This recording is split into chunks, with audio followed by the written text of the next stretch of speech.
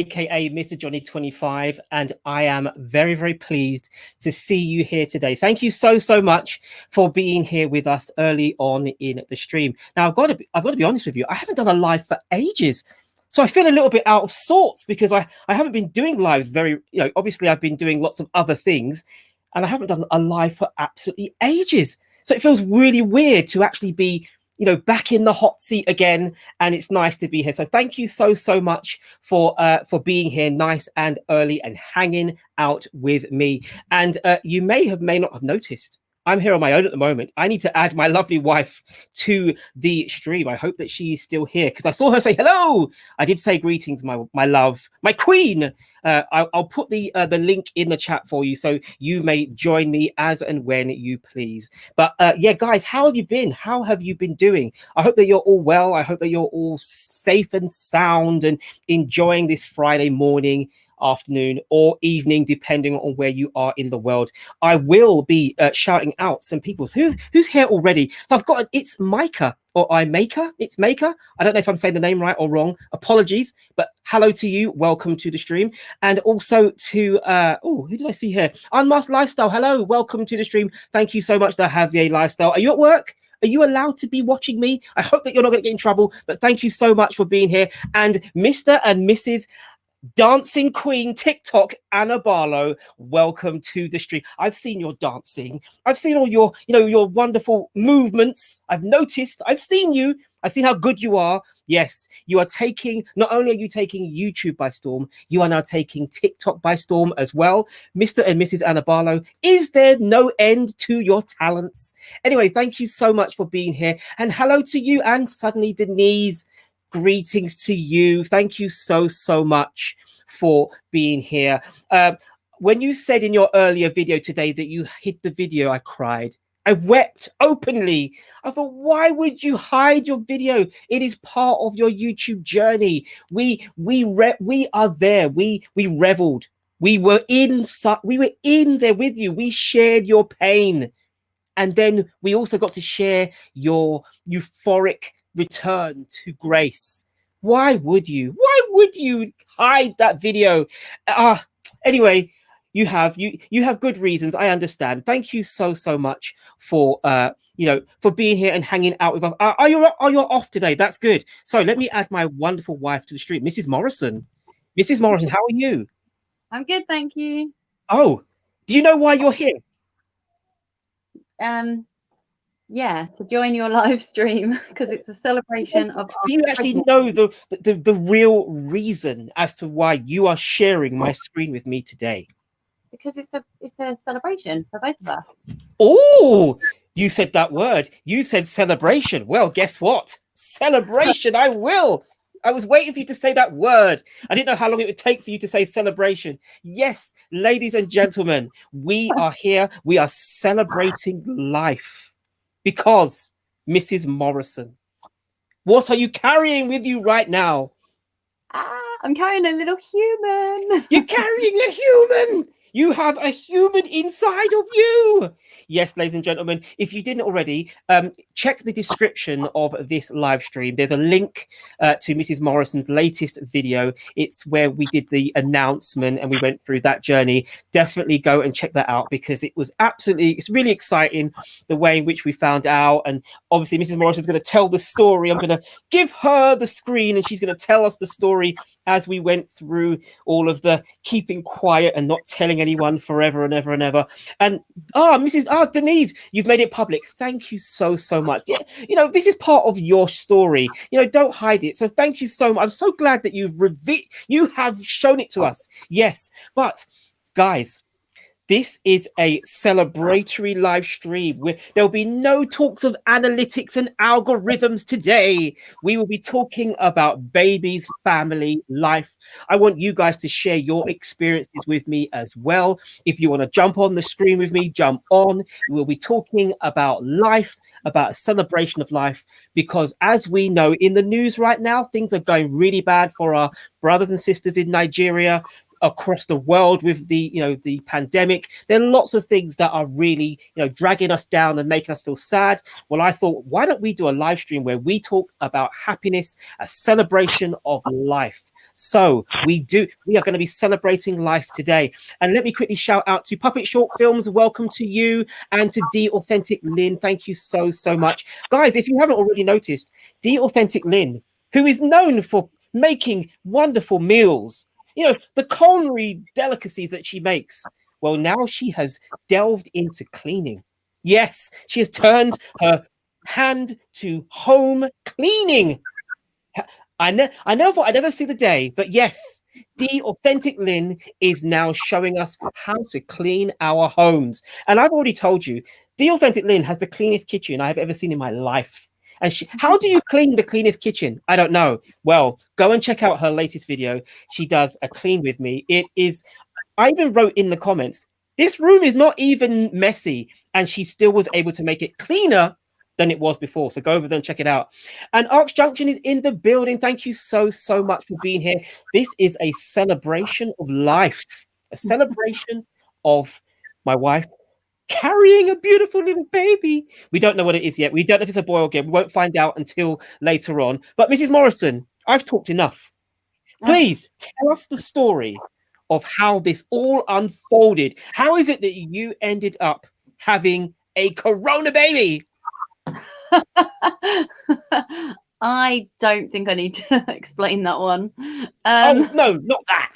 We're not talking about the actual, you know, apologies, ladies and gentlemen. I wasn't telling you to go to the actual event, my love.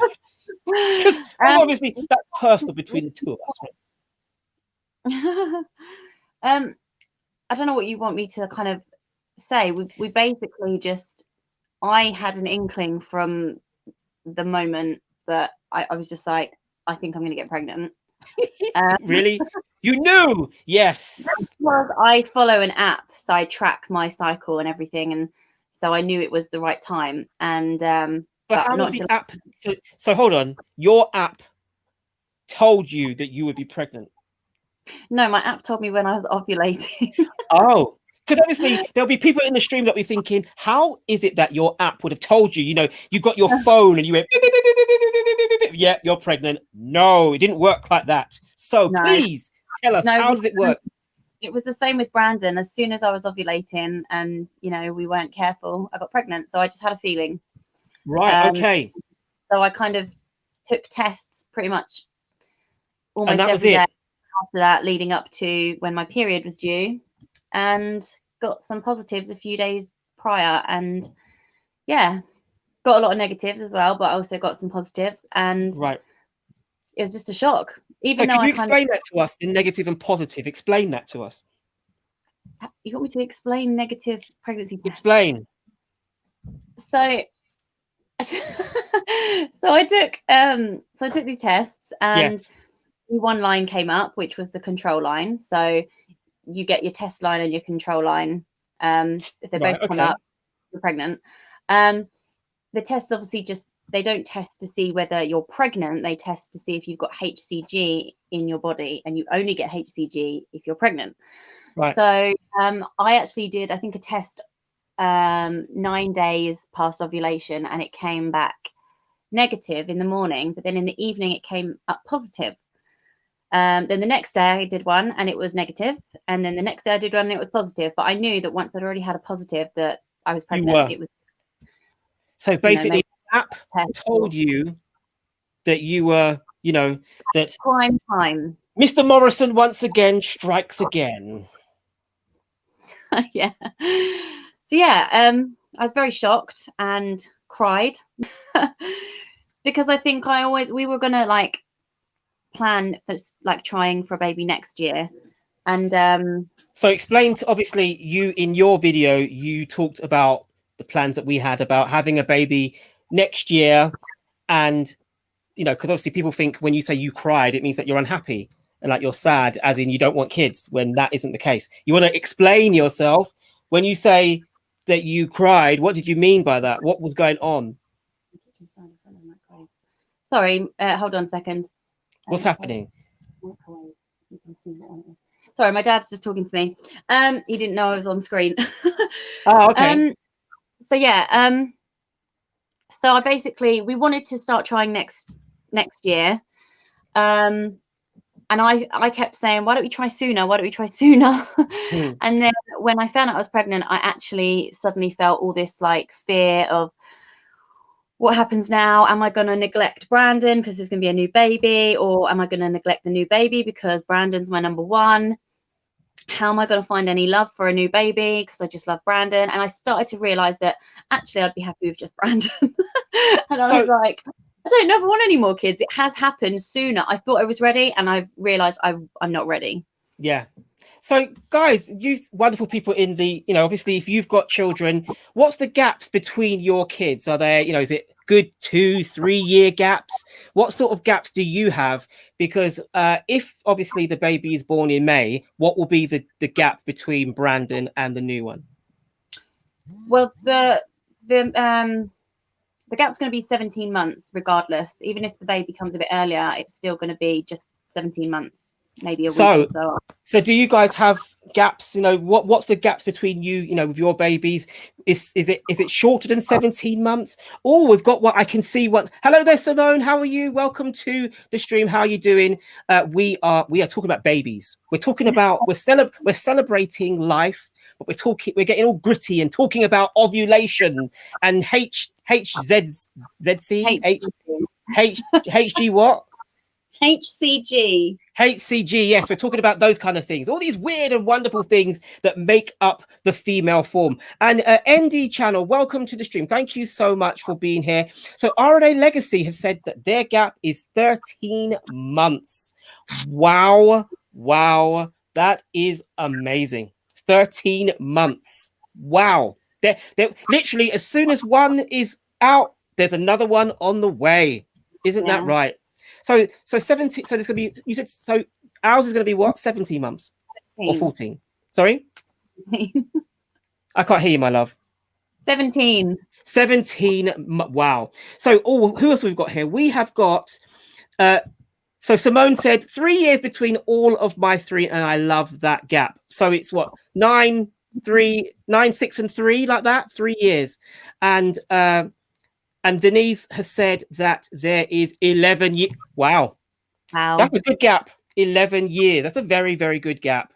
Hello to you, Rosemary. How are you doing? Welcome to the stream. I don't know if you have children or not. I just wanted to know what is the gaps between your children, because we're obviously discussing that we are about to have a newborn, a new baby, and the baby will be 17 months difference from our son. I just wanted to know if you guys have got children, what's the gaps with yours? And I saw another comment from Simone. My mum had 5 to 6 years between all of us four, and she said she loved it, as one would go to school, then she would have one more.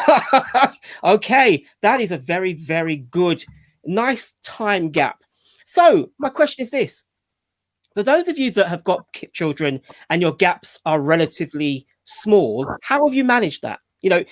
Obviously we're going to be experiencing that. What advice would you give to us as, we're already parents, but as new parents to, adding another child to the fray? How did you find it in your, when you were growing up, when you were having children? How did you find it?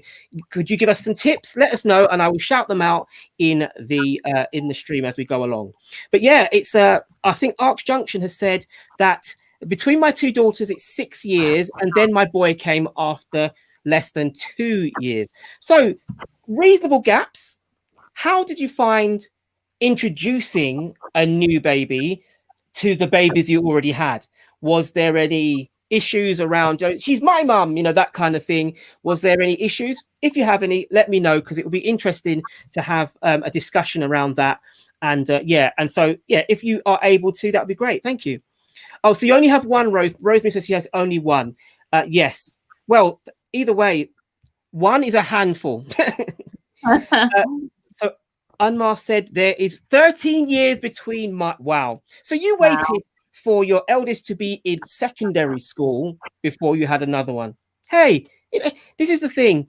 How did you find... obviously, when they're that age, they may be a little bit more easy to deal with a new baby. But if they're quite close, it'll be interesting to know how they handled a new person in the family. So R&A Legacy... Oh, sorry, Sarah. Please continue. What do you say?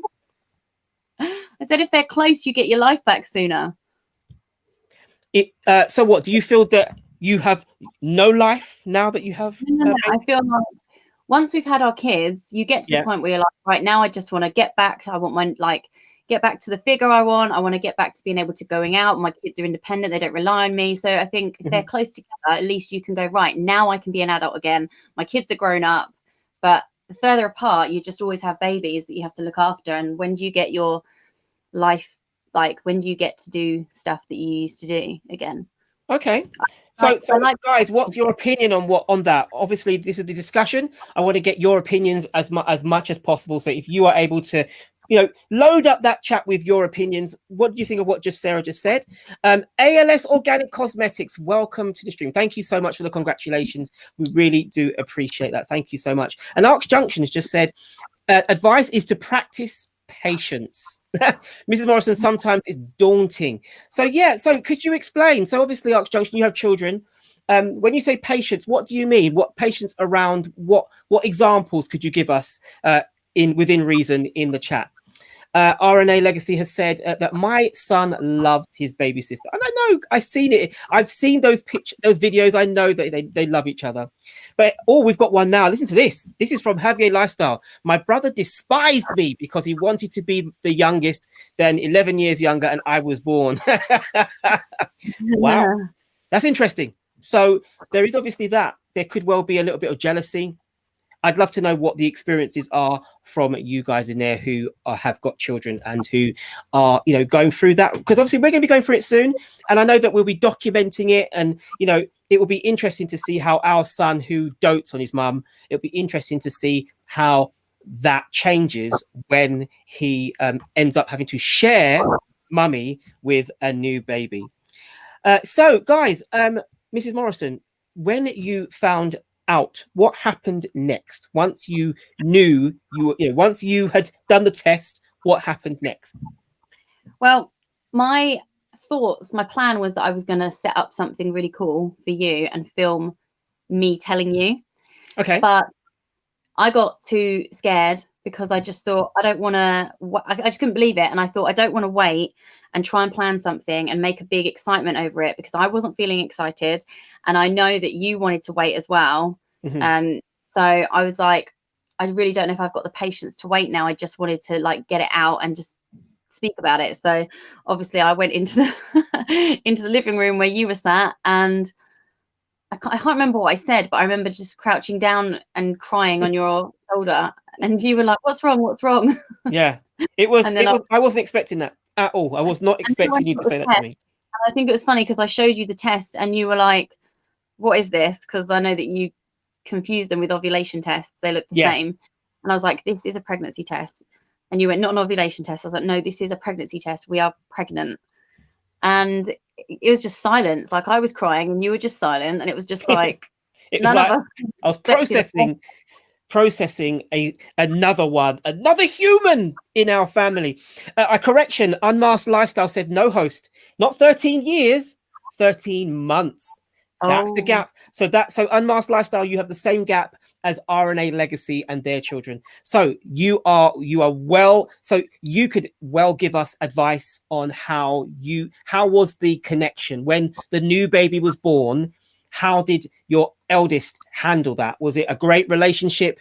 Was there, was the older one able to share you with the new baby? How did that go? Because it would be interesting to know. So thanks very much for sharing that information with us. I love these sort of conversations. I don't get to talk to them about them a lot because obviously I talk a lot more about the analytics and algorithm, but obviously I'm still a human. I still love to talk about things like this, and it's really interesting. So very, very quickly, if you just walk through the door, hit that thumbs up for me, please. Really would appreciate that. Obviously this is a very different stream. This is a celebratory stream. We are talking about babies, life, and all those kind of things. So I saw a comment, and I must apologize if I miss your comment, guys, but thank you so much to all of you who are here with us right now. And it's really nice that you guys are all hanging out with us. I've seen here that, another one of the biggest deals is to learn not to neglect the 17-month-old when the new baby comes. Yeah. What do you think about that, Sarah? See, that scares me because that's what worries me. Like, how do you manage your time? Because babies, I mean, I think like newborns, they're going to need a lot of attention, but at the same time, they're also going to sleep a lot. So it might not be as hard as I'm thinking. But my other fear is that I'll do it the other way around. I'll neglect the baby because Brandon's my little baby and he's always been there. Like, I think that's my fear. Is one of them going to feel pushed aside? Obviously, a newborn won't feel pushed aside. They won't understand. But I don't want them. I don't want to feel myself that I'm pushing any of them aside. How to split your time? People say it comes naturally. You just do. Like, but yeah, that's my thing. But hopefully, like the newborn will just be sleeping a lot. I don't know. We hope that would be, you know, obviously that's something that you mothers in the, you know, who are here with us right now, you can relate to, maybe you can relate to what Sarah's just said. And if you have any advice, please put it in the chat. Let's discuss this, talk about it, because this is something that obviously as a man, it's not really something that I can necessarily appreciate because I didn't carry the baby. I'm not breastfeeding the baby. I'm not spending as much time as mum will. And that bond that a child has with a baby is so tight. It's really, that connection is amazing. So when a new baby comes into the fray, comes into the family, I'm interested to know how my son will deal with that, how I will deal with my son, you know, that on. And it will be quite interesting to see that. And I think maybe even probably to document it as well in some way, because it just fascinates me. So Arcs Junction has said that they love each other, but they get possessive every now and then, and toddlers love to grab attention. So obviously thank you so much for that comment, because yeah, that's probably going to be one of the things, isn't it? You know, Brandon might start acting up to get your attention so that you're not, you know, focused on the new baby. So Simone says, I can relate to what Sarah said. When my 1-year-olds would start to sleep through the night, it would be able to go to the toilet and be independent. I was getting some sleep. Then the other one would come. So I suppose you're going to be awake, my love, dealing with 2 babies. Yeah. Are you ready for this? I don't know if I'm ready, but us women just have the knack to just mum and deal with it. Mum life. I think that's the hashtag, isn't it? Mum life. Guys, can you relate to that? You mums out there, can you relate to that experience, that what Simone has just said, that, you know, obviously if you've got 2 babies, you might just get one to sleep and then one wakes up. And when do you sleep? You know, how do you deal with babies that close together? I know we've talked about routine. How early were you able to get your children into a good routine if they were, you know, when they were very young? Because all these kind of things are, you know, sort of things that we as new parents need to know. And it'd be really good if you guys could share your experiences with us. So thank you. Moiti, welcome to the stream. Thank you so much and thank you so much for the congratulations. If you don't know, my name is Johnny. And my wife is on the screen with me. We are, we are talking about all things babies. Anyway, my love, please continue with the story thus far.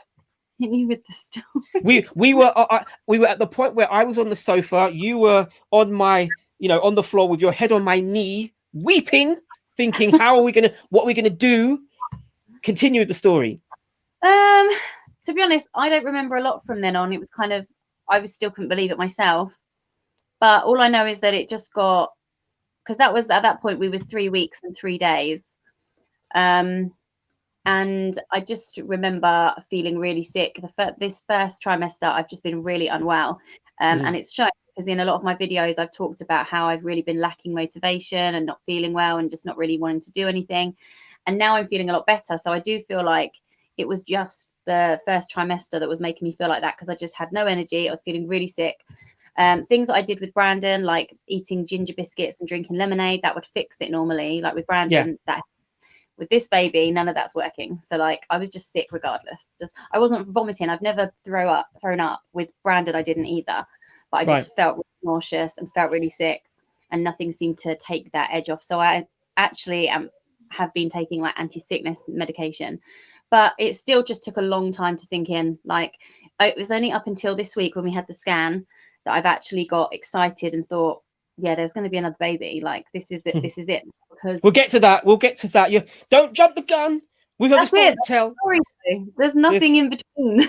Well, there's quite a lot in between, and we talk about the story. So from then on, about family, talk about that, because you made a whole video on it.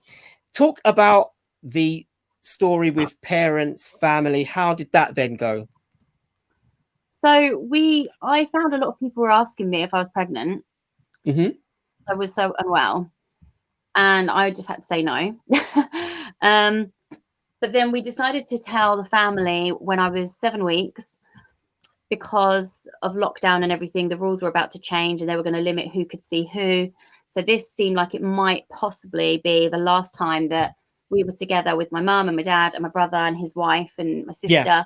So it just seemed like the best time to say it, just in case tomorrow the rules are different and we're not allowed to see each other. So we did it in a card. We actually didn't get my mum and dad an anniversary card because it was their Ruby anniversary, and I feel like you need a special card for that. And with lockdown, I've not been going out. Downstairs, the local shop just didn't have Ruby anniversary cards. I didn't want to just get anything. So we didn't really get anything. And then my mum said, I've got a card. Will you just sign it so that I've got something to look back on that's from you? And that's how we did. Wrote in the card, happy anniversary, blah, blah, blah. And we signed it, Johnny, Sarah, Brandon, and Bump, and let them do the working out. And they did. They got it straight away. It was really good. It was a really nice way to announce it. I wanted to do it earlier at my brother's wedding. I put it in his wedding card. But I guess the good thing about the way we did it is we got to see their reaction, whereas we wouldn't have seen it if we'd done it that way. Yeah. So guys, if you haven't already, hit that thumbs up for me. And if you are interested, I've put a link to Mrs Morrison's announcement video in the description of this live. Go and check that video out. It's really, really fun. It was the way in which we were able to. So we've done the announcement before with our first one. There's a video for there as well where we announced with Brandon, and we did that quite funny as well. That was quite cool. You have to check that one out. I'll probably put that link in as well.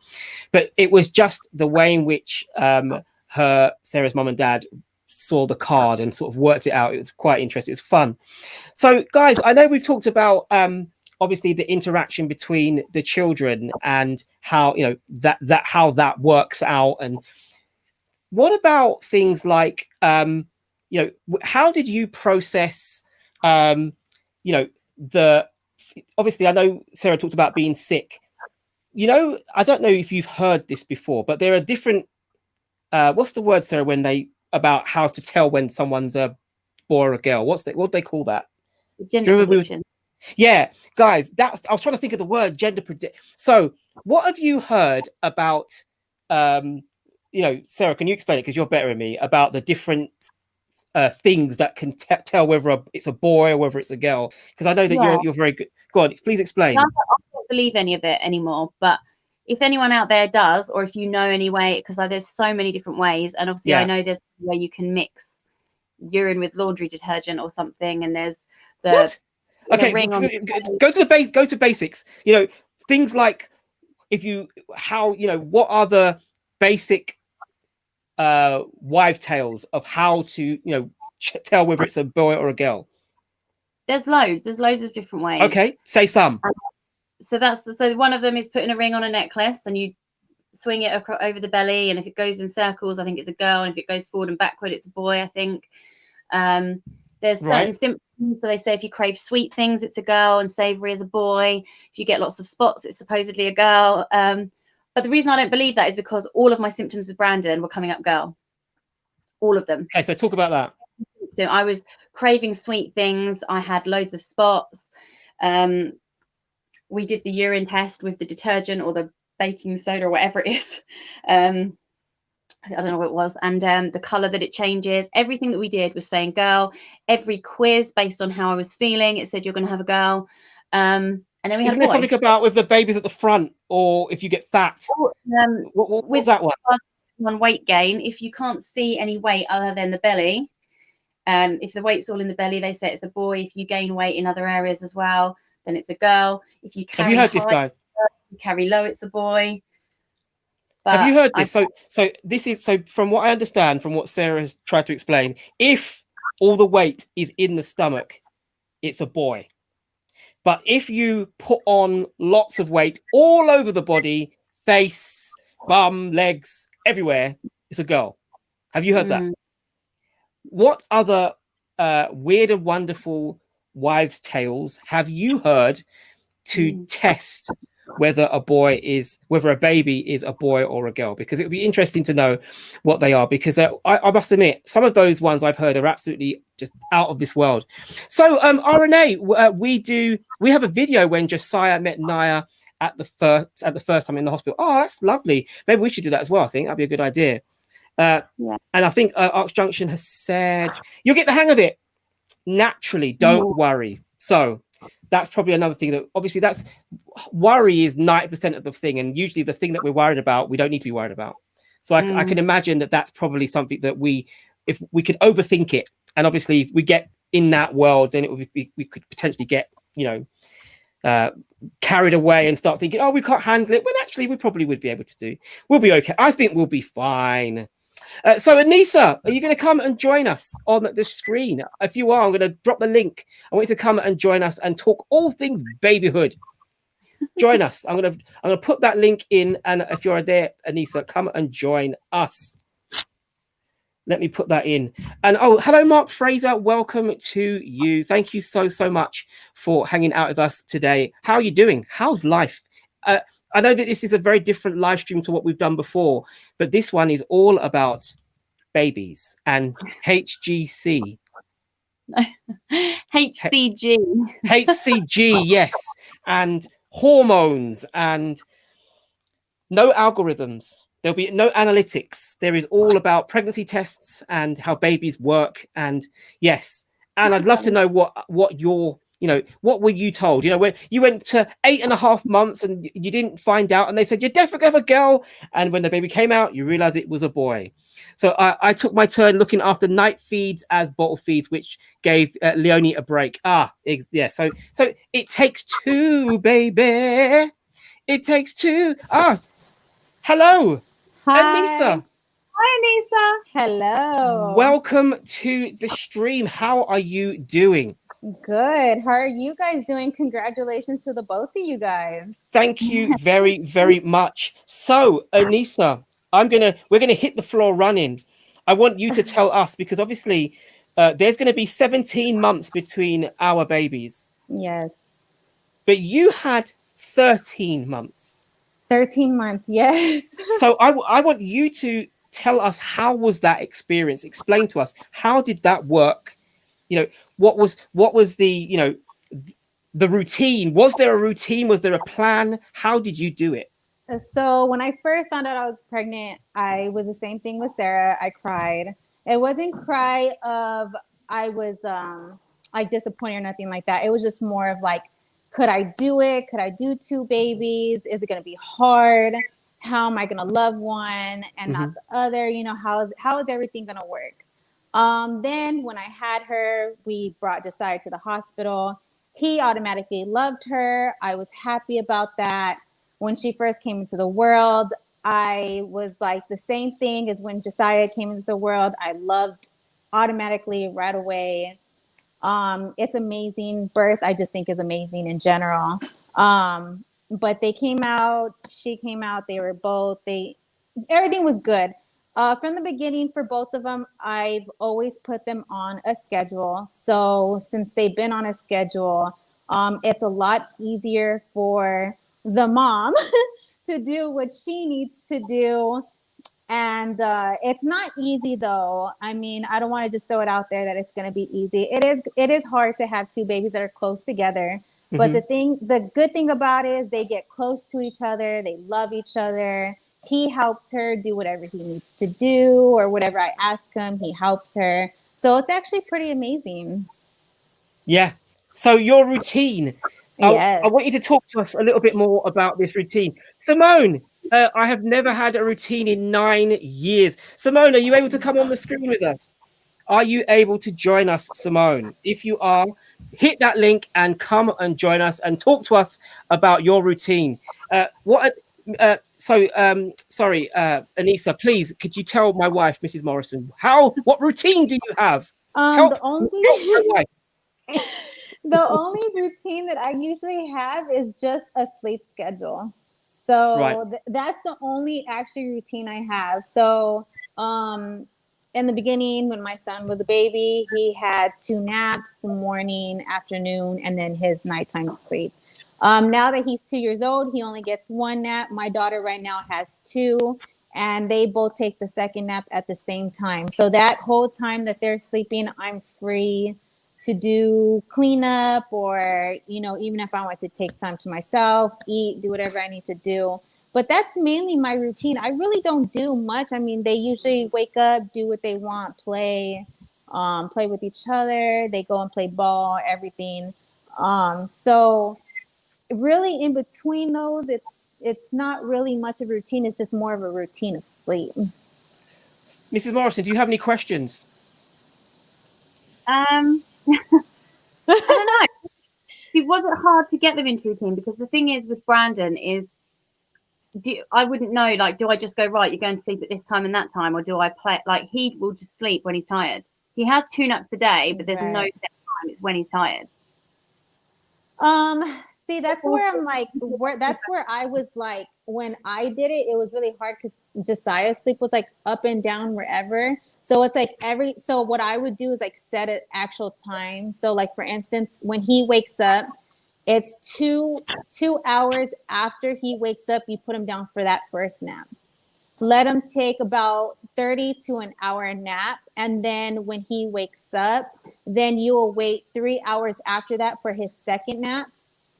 And then let him sleep, wake up, and then just wait till he goes to bed.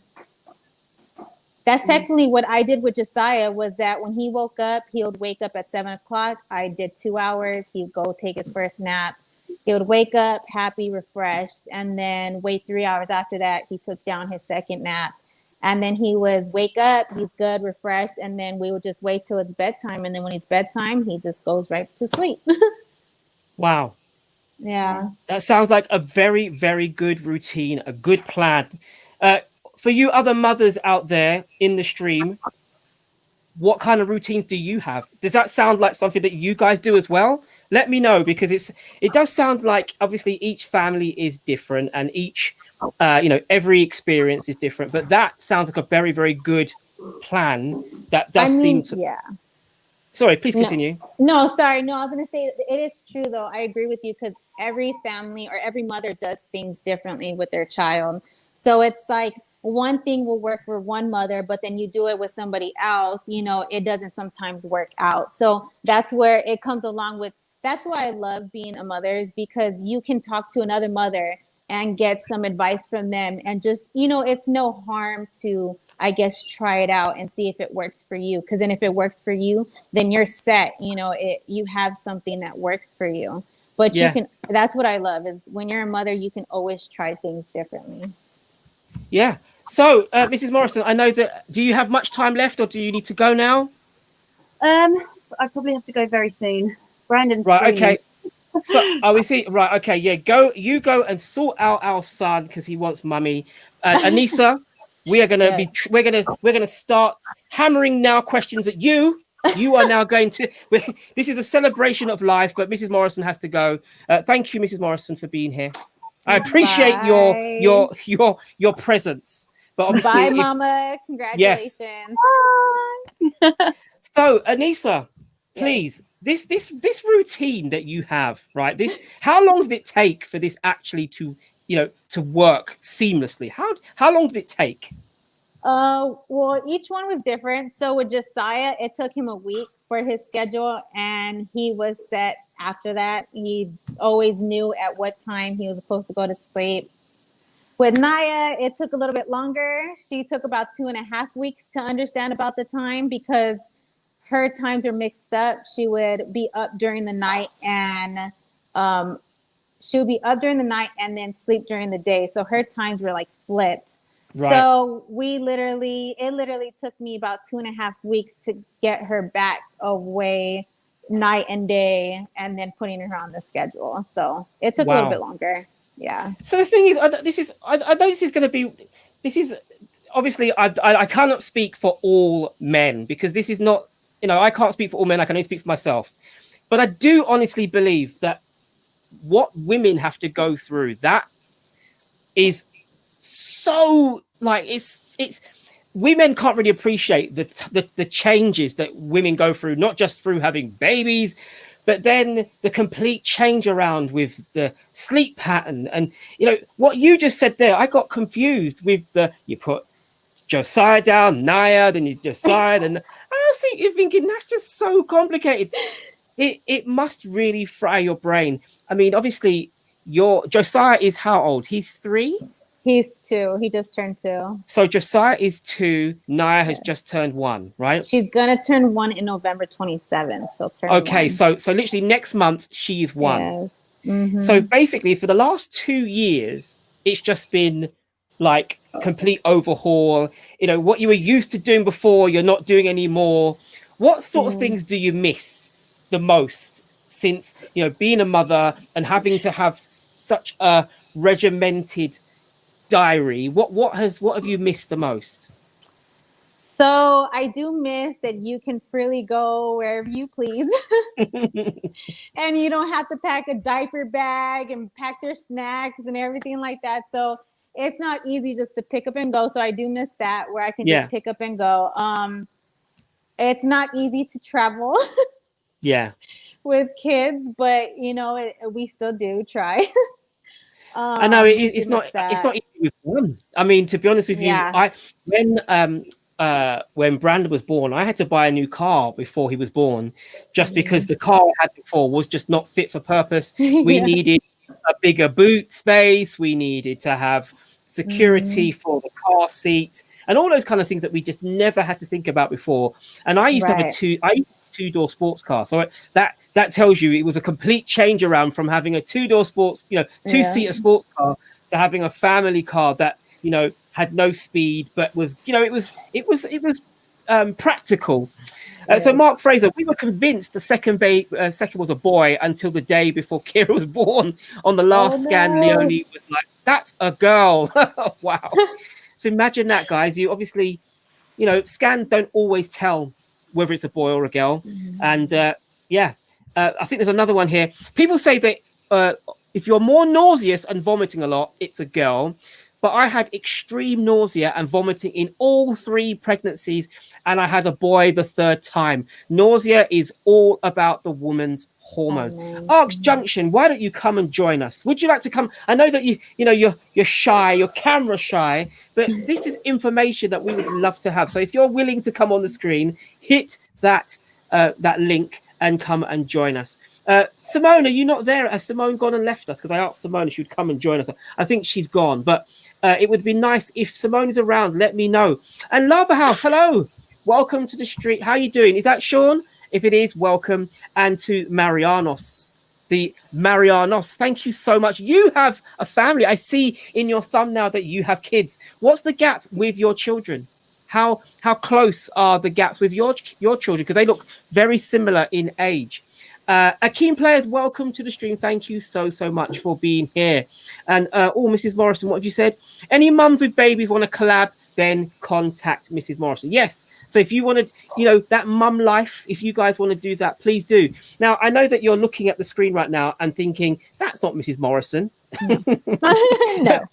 I have borrowed, Ray's wife, Anissa of R&A Legacy. I've borrowed her for the time being. She's going to, because obviously my son was crying, so my wife had to leave the screen. And so we are we're celebrating life, but we're also talking about how do you do it? How do you manage children, especially when they're small and close in age? Now, feeding. Is Josiah the sort of person that, you know, you can leave him to eat by himself and you can then tend to Naya, or do you have to? Are you got 2 spoons and you're feeding both at the same time? How does it work? So Josiah does eat by himself. There is times where he does want to act like a 2-year-old and he wants to be babied and wants to be fed by mom. So there is times where I do have to feed both of them, but not a lot. It's mainly he mostly eats on his own, and then I could attend to Naya while she eats her food. While I feed her, yeah. So you do have, so you've got that down. You know, you have got that now well and truly trained. Both children know their place. Yes, most definitely. I try to teach Josiah a little early to eat on his own, because I knew with having another little one, he would have to eat by himself while I help to feed her. Oh, right. Okay. So I've just seen from MSK Family Vlogs. Yes, babies change your whole life around, but I just couldn't be more happier. And in that photo, I see a mum with 3 children. Wow. MSK Family, would you like to join us on the screen and talk about your experience? If you do, hit the link. I will drop it and put it in the chat, because this conversation is about family, not an analytic or an algorithm in sight today. We are talking about family and how do you do it? Obviously we all have families. We're all trying to do the right thing for our kids. But my wife and I, we have he's not even 1 year old yet. He'll be 1 in December. I was like, when's he 1? Yeah, he'll be 1 in December. And obviously we'll be having another baby in May. So, it's going to be really it's going to be a whole new experience for us, and we're hoping that you guys will be able to give us little tips on how you did it. How did you navigate new baby syndrome and motherhood and fatherhood and all those kind of things? So if you are, please join me. Oh, I would love to join you, but my babies are sleeping. I was thinking, can I get Arch Junction to come on the screen? I will surely come on camera with you or Mrs. Morrison. Oh, that's very, very kind. And as I said, Mrs. Morrison, if you'd like to do a collab, some mum life collabs, make sure you contact Mrs. Morrison, because that would be great. And yes, where is I'm hoping that we see MSK Family Vlogs. If you are still here, come and join us on the screen. So what sorry, Anissa, what advice would you give to, obviously there may be some other new mums in there, what advice would you give, as you're an experienced mum now, you've been doing it for 2 years, what advice would you give to new mums if they're maybe struggling with the routine, feed, sleep, those kind of things? What advice were you given that you can pass on to others? I would say patience is the key. Someone else mentioned that earlier. Yeah, patience is always. So there is times where it can be a little overwhelming. It is okay for a mom to step back and breathe for a second, because that's where patience comes along, and reset yourself and, go and try to do whatever, even if it's feeding or calming one down. And, everything just has to be patience. I mean, with having 2 babies, it can be a little overwhelming sometimes. But the thing is, I'm the same way. I love my kids. They make me happy. They do change your whole life, but patience is really the key. That's the one thing, that patience is the key. So my question to you then is, how did having the babies, how did that change the relationship between you and Ray? Did it make, what changes happened then with babies? And it's a pity Ray's at work. He's at work now. I'd love to have had him on the show, because it's funny. I either get to interview you or I get to interview Ray. I never get to interview the 2 of you together. I think we're gonna have to do that. I think I'm gonna have you on again and interview both of you, because I always get one or the other. I know, it's so funny. Sorry, what was your question? I was saying between us, yeah. So for the longest time, I mean, you guys have been married a long time. Yes. For the longest time, it's just been you guys. It's just been you guys. You go out, you do your stuff. You're just living your life, and then you get pregnant, you have a baby, and then obviously life changed, and then you get pregnant again, and now you got 2 babies. So how did that? How was that? How did that change? Not just mum life. How did that change husband and wife life? It actually, to be honest, it actually brought us a lot closer.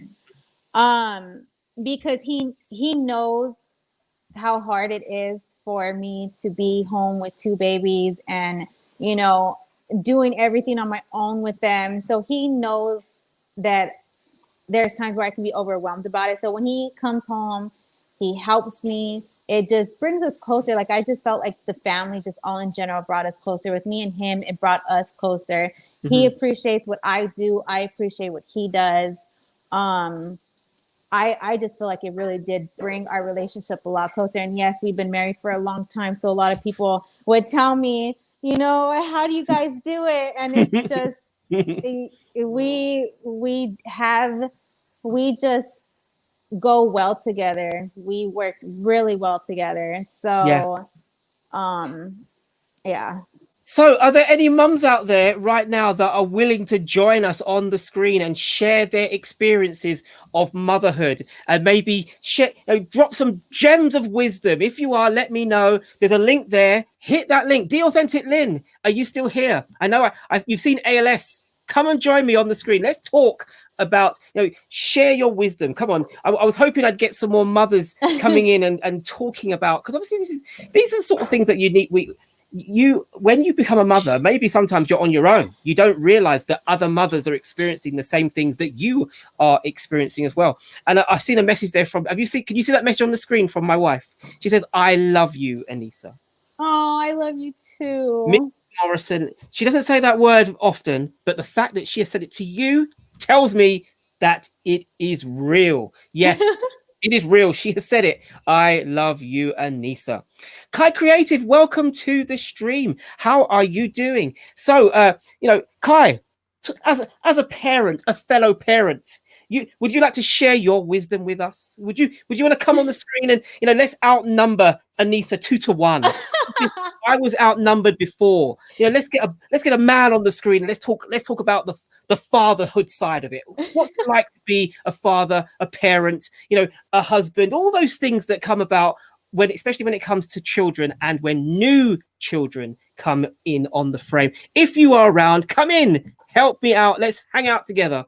Mark Fraser says, what's his tip? Oh, I've just seen something here. It says, my key tip is to learn about dream feeding.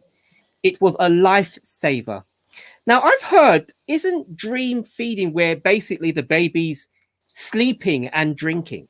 Am I right? Have you heard of that, Anissa? I have not, to be honest with you. I've heard it's supposedly there's a way of training a baby to be asleep but drinking. Okay. I could be wrong. Mark, please in the chat explain dream feeding to us, because obviously dream feeding would be a dream. To coin a phrase. I know that was a bit stale. I'm sorry. I don't know why I said that, but yes, it could well be the answer to all things that they're not crying and I'm hungry, they're sleeping and drinking. If that's the case, let me know, because I would love to know what that means. But obviously dream feeding, for those of you guys out there that have never heard of it, do some research, come back to me, because I don't know anything about it. It'd be interesting to know. And what's this from? I need to leave and finish up my day at work. Enjoy y'all weekends. And it's okay to say you're not doing well. You need help when it comes to having babies. Yes. I think that's also true, that if you are struggling, I think that baby might have a fever and you've had a long day at work, or mum's really tired, all those things all mixed together, it can be a recipe for disaster. And sometimes you do need to get help from the extended family to help out. Is that something that you've had to rely on at times, just to give yourself a bit of a breather and maybe to help you with the babies? So I don't do it often, because I really unfortunately I don't have really much family to help me. So the only one that can really help me is Ray, but mostly he works, so I can't really ask for much for help. There's every now and then my sister will take Josiah off my hands for the weekend, so that gives me a lot of breather right there. But unfortunately I don't do it often, so I just have to handle the two on my own. Yeah. I mean, to be honest with you, it's not easy having children at any age, but I suppose when they are much closer, you're kind of just dealing with two babies, aren't you? Really, ultimately, Josiah may be a year older, but he's still a baby. Yeah. So that to me is probably where I know that over the next few months we will definitely be speaking to you and Ray how you do things, and because obviously it's that they're similar in ages, and it's so fresh to you that a lot of those experiences you'll be able to help us. And if there's any new mums in at the stream, you'll be able to help them as well. So thank you so much for the stuff that you have said so far. And obviously I put on there, Mrs. Morrison asked, isn't dream feeding where you stick a boob in the baby's mouth and while he feeds? So the answer is yes. It works with a bottle as too. So it works, and there's no need to burp the baby. You don't burp the baby. How? I know at a certain amount. I know a certain amount of month you don't have to burp. Like with Naya now, I don't. So for a while now, I haven't been burping her after she eats. So I know for a certain month that you can stop burping them, but I forgot what month that is. Right. Well, I think what Mark was saying is that if you can dream feed, was it dream feeding? Yeah. Whatever it is, if you can dream feed them, then you don't need to burp them, because obviously the gas is, I don't know. I'm assuming that the baby processes the milk better, and there's no burping. That is amazing. I quite enjoy burping a baby. I like the burps. I like the sound of babies burping. Don't you? Man, if I would have knew that, I would have dream fed him a while ago. I know. I need to do if I would have knew that. I'd have to do this. This is. I know Sarah said that she once did it. She did it once with Brandon. So yeah, well maybe you did. I obviously was unaware of that. But dream feeding is. If that's the case, then that's amazing. Oh, Kai Creative. I have no idea. Ask my wife. Yes. Well, the thing is, when it comes to babies, obviously the mum takes the lion's share of the work. I mean, a big chunk of it is done by mum, and that's why mum life is a thing.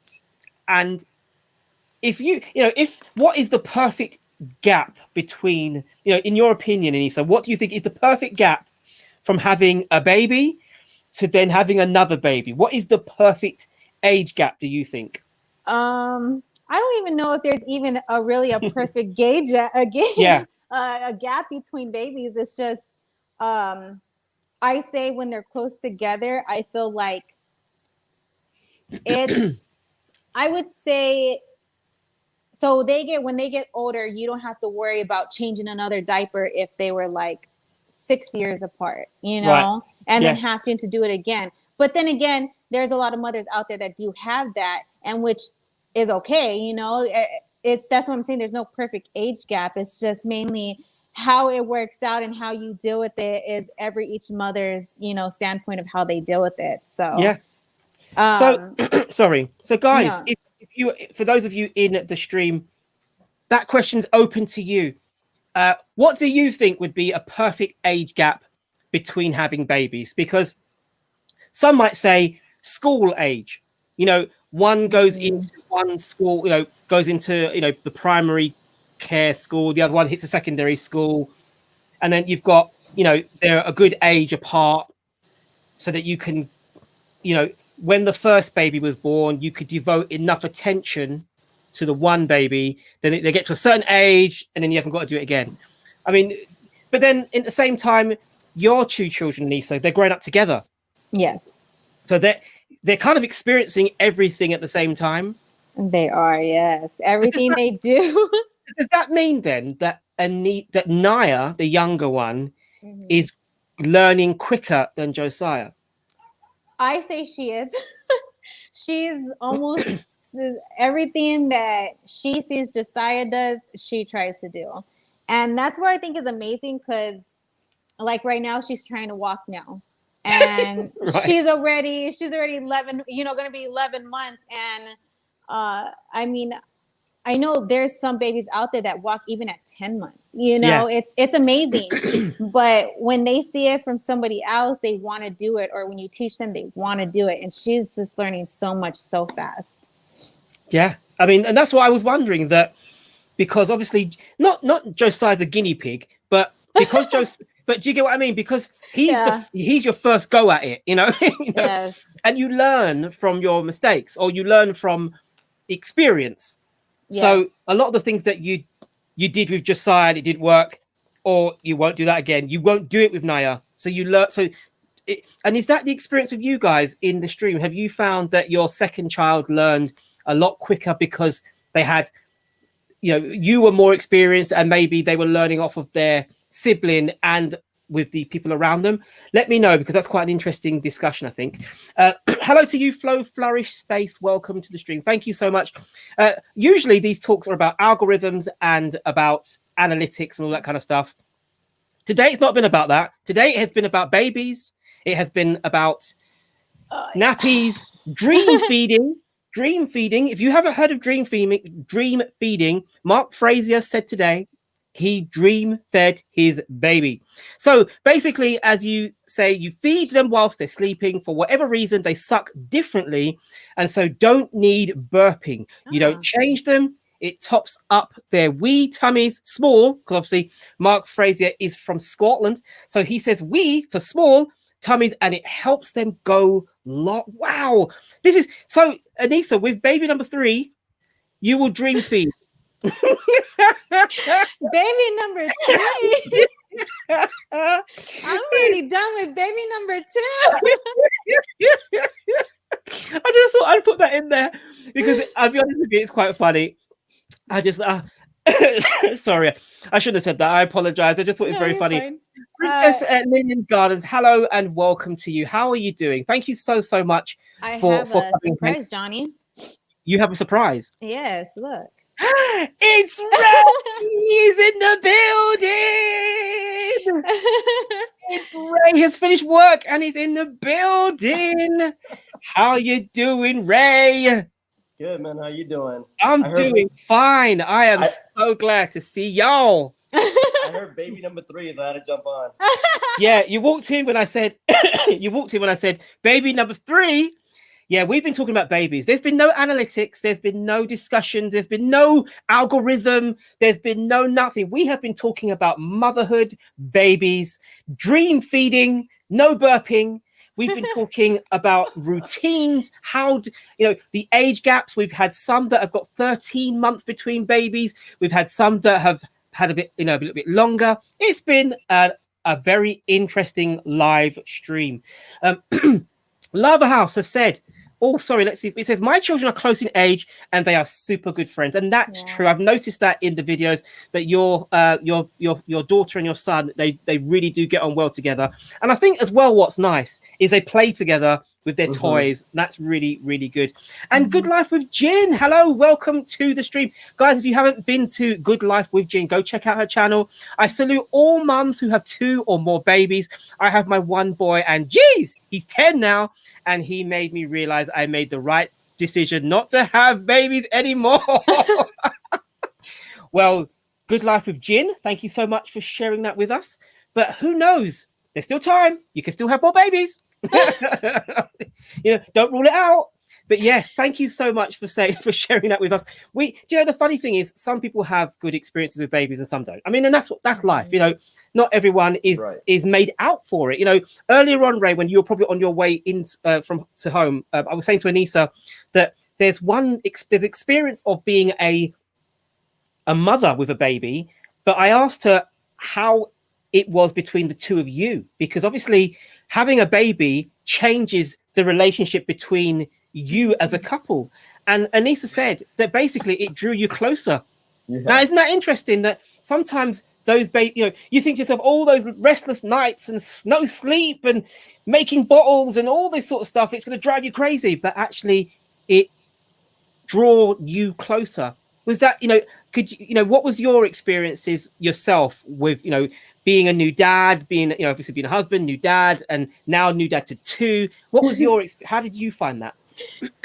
Well, honestly, it is very tiresome, and but you appreciate a lot more. You see, the key thing is it's got to be teamwork between the two. It's got to be teamwork, because there's going to be flaws, and one's got to pick each other up, and that's what we do. That's the best advice I can give anybody. When it comes to parenting, is teamwork creates success, and you need each other more than ever. And it is hard at times. It is very hard at times, especially if we're trying to do YouTube, especially, it does come into play. For instance, like if I'm editing, like she would let me edit and like fully finish until I'm done editing for me to help her. you know, or, you know, if the kids are kind of, you know, being too loud if I'm editing, you know, she'll try to take her part in that. Yeah. But, you know, it's a team effort, Johnny, for sure. You know, it's a lot of communication, and you appreciate each other a lot more. And, you know, the bond and the love gets stronger, especially when you guys have your alone time and you guys realize, wow, you know what I mean? It's just much more appreciative, you know? So, I mean, the thing is, I obviously, I know as I said before, we weren't talking about YouTube, and I purposely wanted to not talk about YouTube only because I want to interview you guys later on about your channel, because I think it would be a really interesting live. But okay. but you're both, you know, you're both young, you both had good amount of time together before babies. I was saying to Anissa that even before my son was born, I had to change my car because straight away, well, where are you going to put the car seat? And, you know, all the things that you don't realize are now, you can't live for yourself in a sense. Obviously, you don't live for yourself, but you suddenly realize that you have to make more sacrifices. And how did you find that change for you? You know, where before you might want to go out with the fellas and you want to just hang out, and suddenly now there's no hanging out now. There's now babies. There's no time to go out and, you know, play ball and hang, because well, I've got my baby. I'm holding my son and my little girl. You know, how did you deal with that? Because obviously for Anissa, it's immediate. You know, the day that baby was pushed out, she had the baby in the arms. But for you as a man, it's different. You're not so connected. But how did you find that transition? It's something that you just have to accept. You know, I had to accept, and me personally, I was okay with it. You know, just because if I was to go out, like, you know, there've been a couple of times where, you know, she would tell me, you know, hey, go out, you know, go out to the bar, have a couple of drinks. And me personally, I would feel bad knowing the fact that I left my wife and kids at home. You know what I mean? Yeah. And I just couldn't, you know, I just wouldn't feel right, you know, coming home and then just, you know, kind of talking about my day being so great while she's, you know, kind of struggling or having a tough time with the kids. So it's kind of like, you know, if I was to go, we would try to find a babysitter for her to go. But it's something that I had to accept and, you know, and acknowledge, you know, that life's not going to be the same before kids.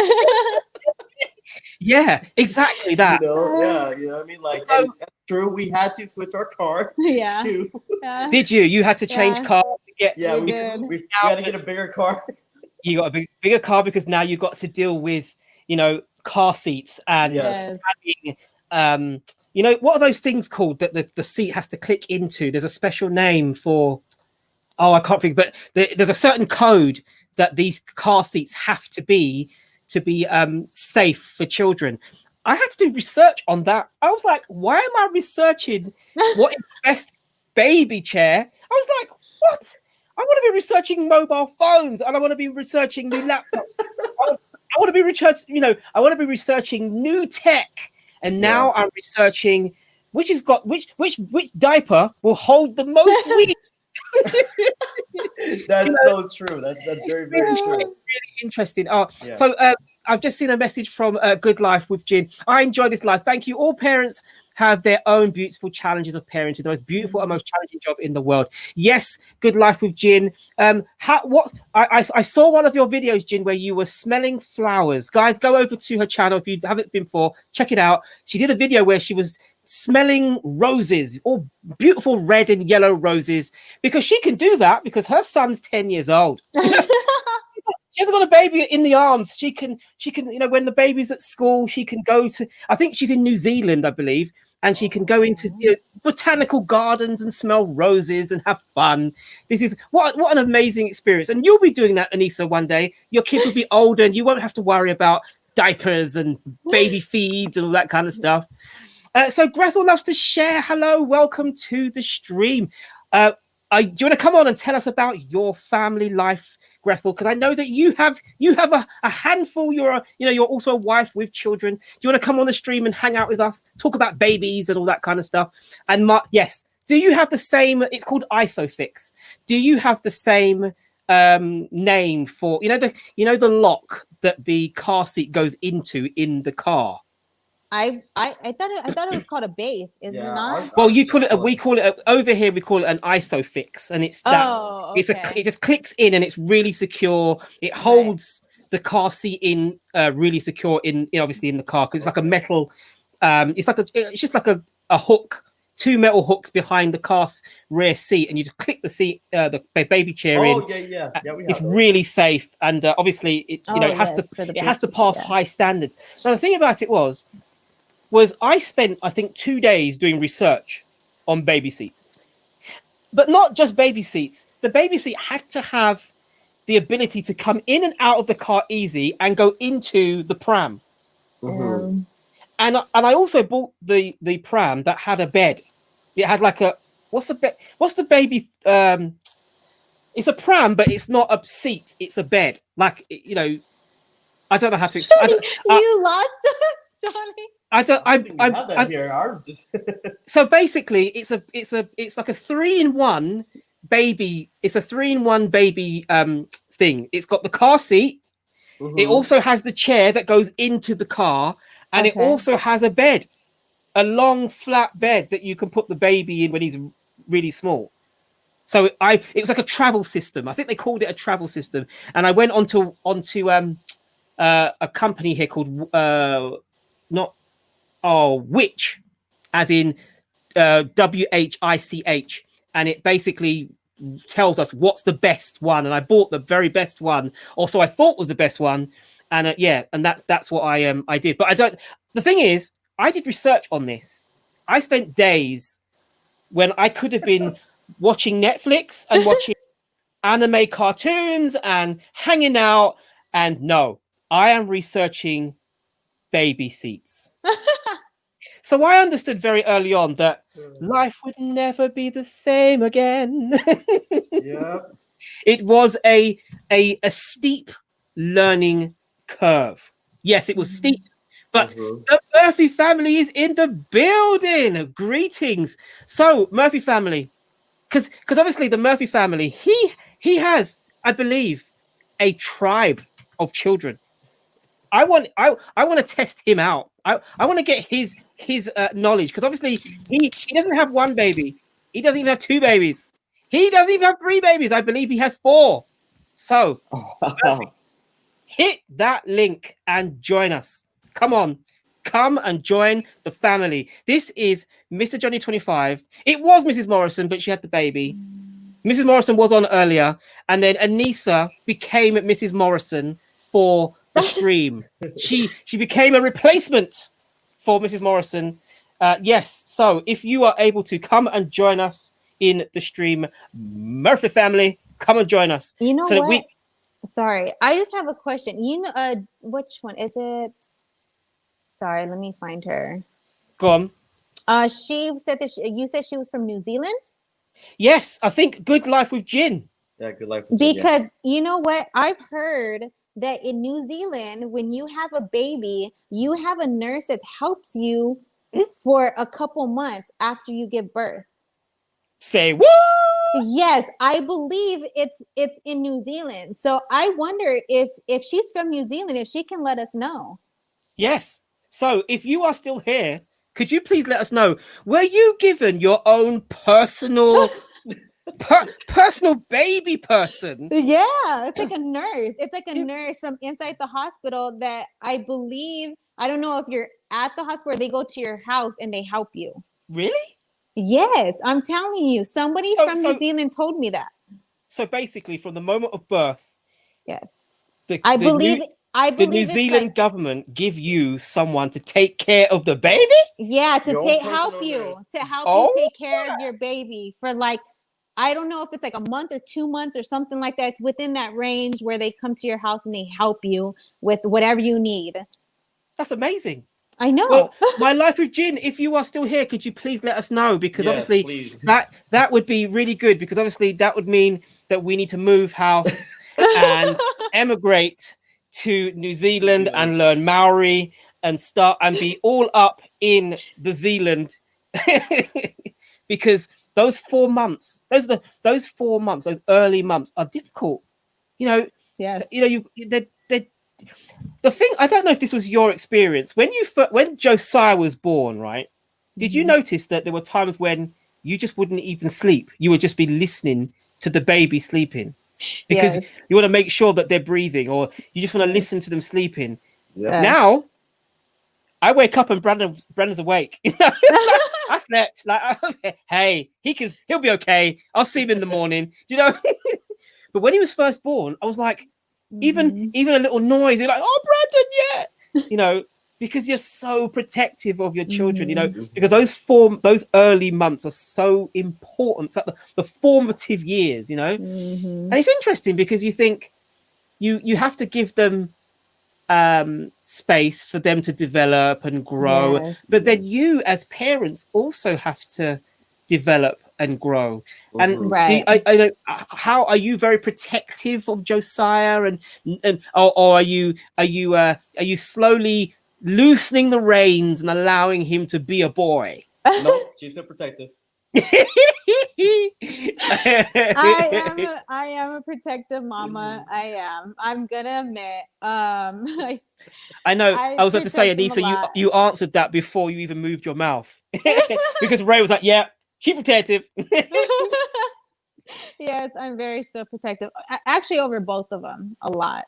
Yeah, but then, as you said earlier on, Naya is learning quicker because she's learning from Josiah and you guys. So Josiah was. I please forgive me, Ray, if you watch this replay. I said that Josiah was your guinea pig. Now, what I meant by that was that you tested out your parenting with him, see if it works, see if it don't work. But obviously, it's the first time you're doing it, so yeah, you kind of worked. Yeah.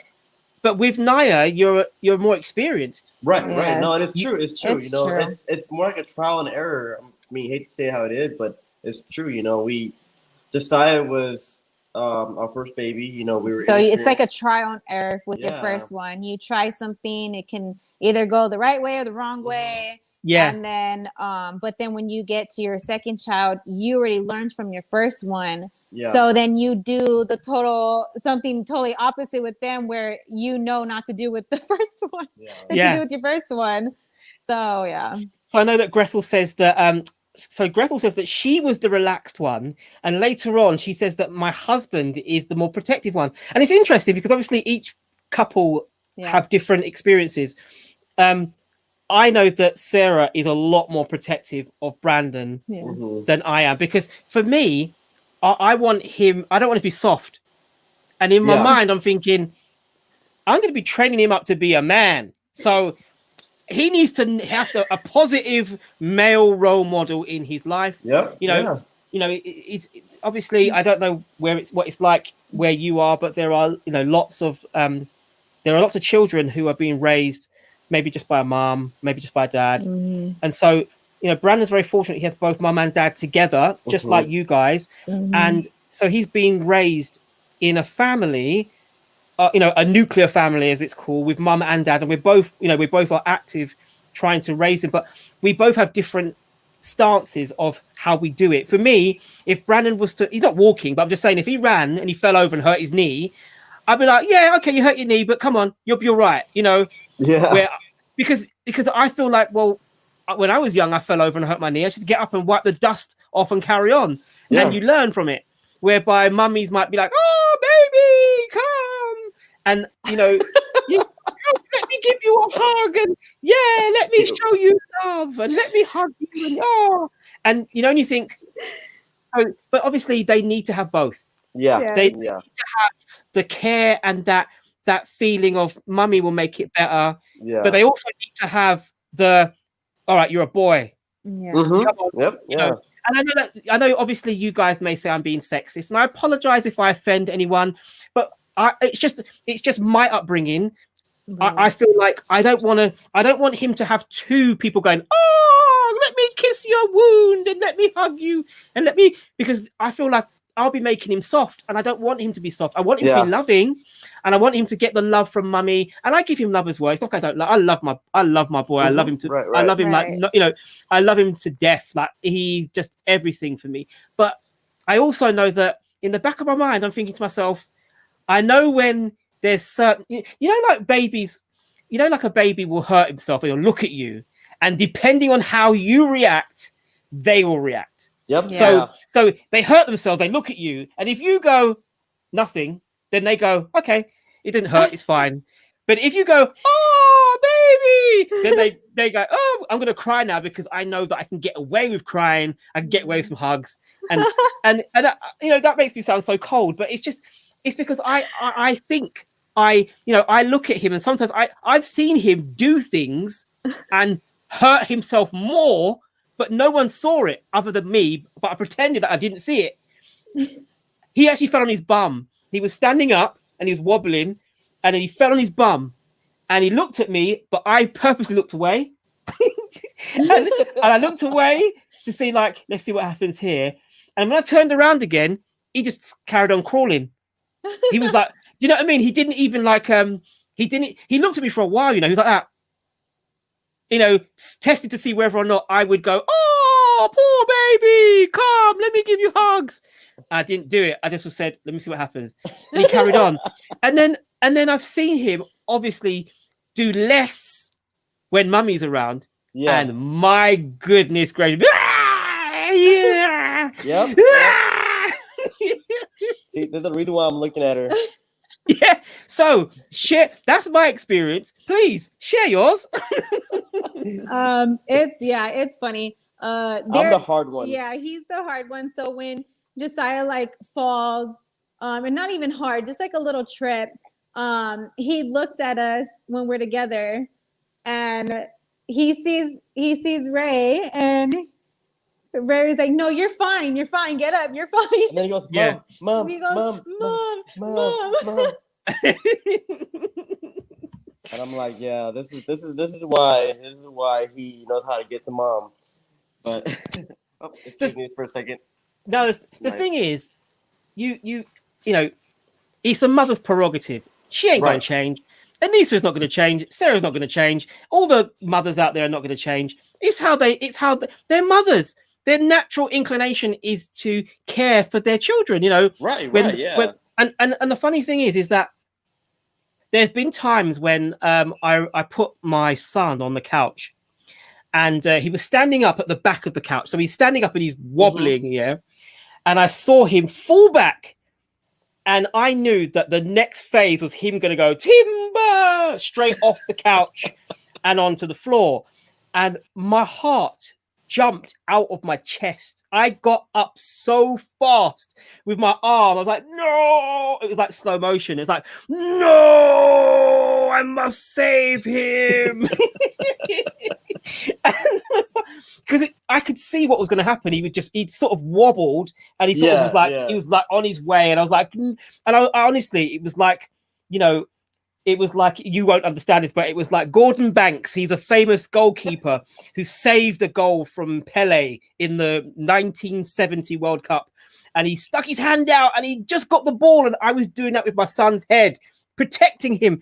And I knew at that stage, yes, I understand how Sarah is with him all the time. Like that protection, that feeling of no, you know.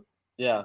But at the same time, if I think it's not gonna, if I feel like it's character building, and that's the thing.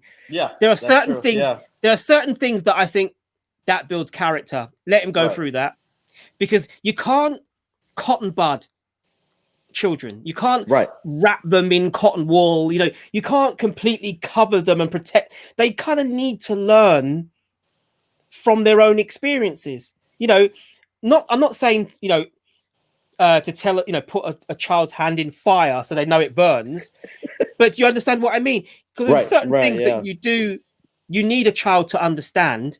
I don't want my child to ever be hurt. I don't want him to ever experience pain. But unfortunately, there are certain things that children need to be exposed to make them better adults. Yep, that's right. Does that make sense? What's your take on that? Oh, yeah. No, I totally agree 100%, you know. And like growing up, you know, I was big into sports, so I learned how to get hurt, you know, and I learned how to just like grow and kind of in a way like learn how to take pain.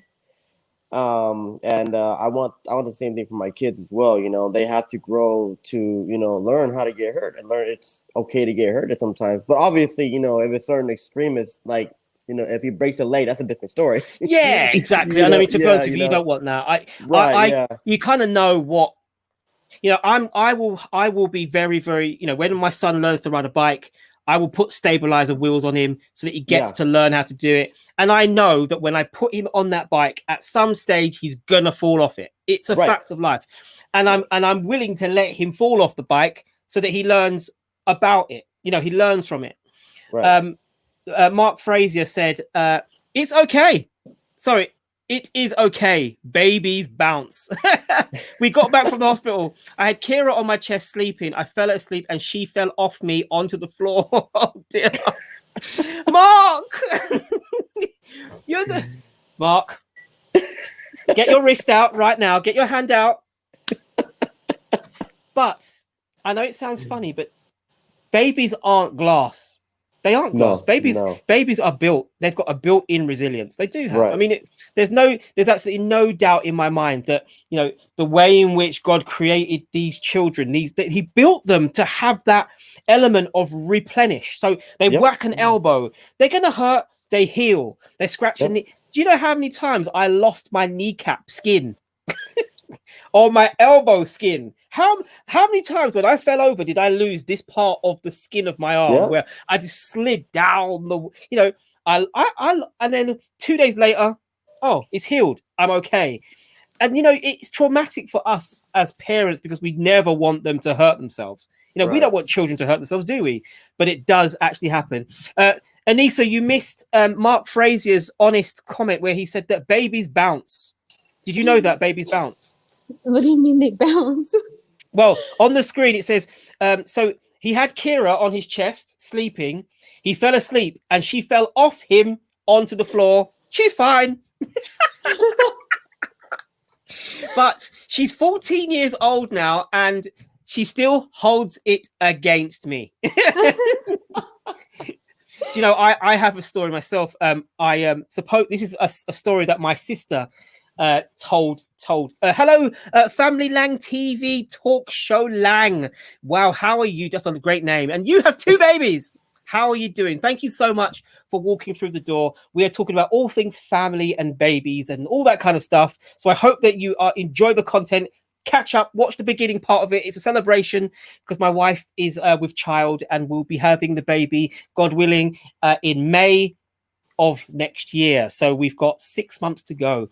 And we have the amazing Ray and Anissa of R&A Legacy in the building with us today, where we've been talking about all things, not YouTubery, all things babery.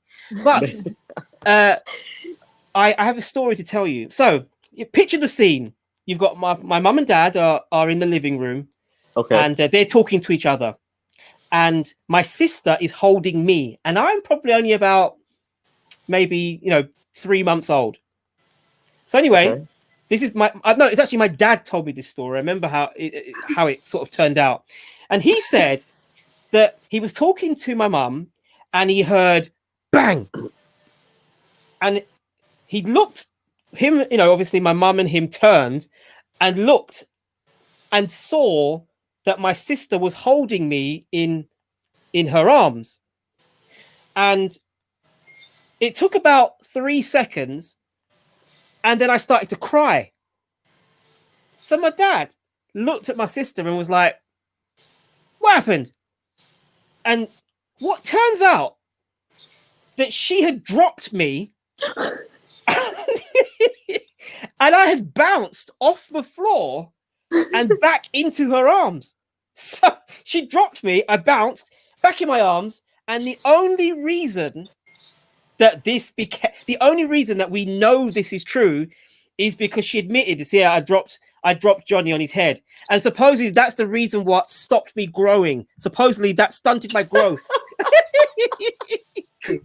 So Murphy family's in the building. Marcel, how are you doing, my man? Hello, Marcel. Hello. How are you? Are you okay? Yeah, I'm good. How are you guys? Yeah, it's good to see your face, man. I haven't seen you for so long. So, guys, I know that we have a single man on the screen, but he is not a single man. No. Marcel is a husband and father of 4. Yes, 4. What are the age? What's the age gaps of them, please? So my youngest is 1, a girl, and then our 2 boys are one turns 4 actually next week, and then the other one just turned 6 last week, and then our oldest is 7. So there is the 2 middle ones. What's the gap between them? 4 and 6. 4 and 6. 2 years. Oh, okay, so it's 2 years. 2 years. 2 years. Their birthday. Okay. Yeah. So we were saying that we had Anissa. So their children is 13 months gap between Josiah and Naya, and when obviously Sarah has the baby, there will be 17 months between Brandon and the newborn.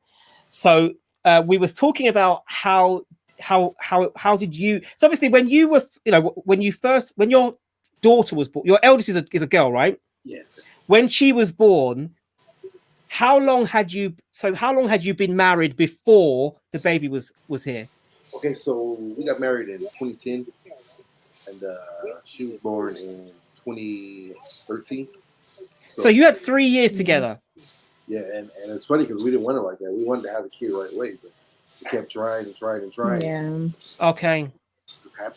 So, yeah. It sometimes happens when you least expect it. Yes. Yep. Yeah. So you had 3 years together, and then how did you find having a new baby in the house with you? Oh, it was crazy. And then I was listening to your stories about Brandon and stuff, how you just let them, you kind of let them learn on their own. But yeah. We had a girl first, so it was totally different. Yeah. Yeah. As a guy, when we have a girl, it's just like the world just stops.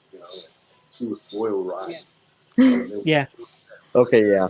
I can see that, bro. The thing is, right? I think it was Ray I was speaking to the other day about this, where I said, obviously, and this is going to sound really, really archaic and very, very old-fashioned, but I always wanted to have a boy, right? Now, I know this, you're going to say, oh, move with the times, but I wanted to have a boy because obviously I wanted my name to carry on. Now, please forgive me. I'm just saying it how it is. I wanted my name to carry on. My father gave me that name. I wanted to pass my name on to my son, right? Uh-huh. So when we were talking, obviously we didn't know what the sex was. I immediately said, well, I want a boy. I did. I wanted a boy, and that was me. I want a boy. So when obviously Sarah wanted a girl, and then when it turns out that it was a boy, it was like, brilliant. I'm so excited. I got my lad. I'm happy. So now we've got this second baby and we don't know what the sex is. I genuinely would like a girl so that Sarah can have, not just have that little, a mini version of herself, but I wanted her to have a girl so that it would be not fair, but even I, and this is what Marcia was saying, even I agree that my levels of protection will be completely different for both babies. And I don't mean it as in, I'm going to be like completely like, nonchalant with my son. No, I love my son. But I feel like as a father, you have to protect your daughter. You go out of your way to protect the girl. And I wonder if that's old fashioned. Yes, shoot me down. But I just feel like if we had a little girl now, I would feel like all what I've said to you about, oh yeah, let him fall over, I will be the one going, no, come back. Oh baby, come. Let me give you a hug. That's funny, man, because yeah, you're right. I spoil the hell out of Naya, and yeah, very true. So Marcel, I get you. So I get you, man. So Marcel, obviously you've heard. So your first child is a girl, and I take it, obviously the second one was. Yeah, the middle two are boys. So then you had two. So then you got blessed with two. So then you've already been blessed with a girl. You're now blessed with 2 boys. Yeah. And then we have. Did you raise them differently? because of not as in love? I know you love all of your kids, but did you treat them differently because of the sex of the kids? Yeah, I did. I can't even lie. Yeah. we're a lot of like the boys. It was just, you know, come on, start walking already. Come on. Make the bottle. Get in there and make your bottle. With the girl, she was definitely. It was a little different for me because back when we had our girl, my wife was working. Yeah.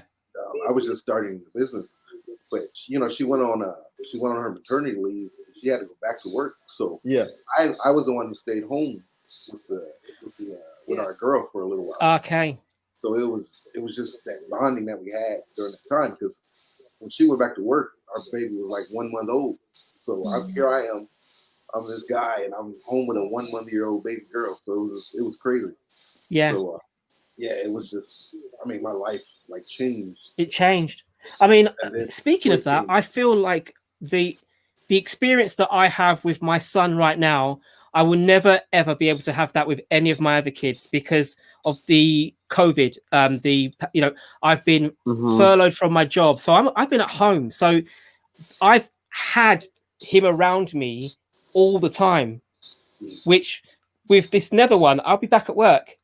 And so we have very, very different experience. And, you know, I think it's a blessing that you got to spend quality and as much time as you did.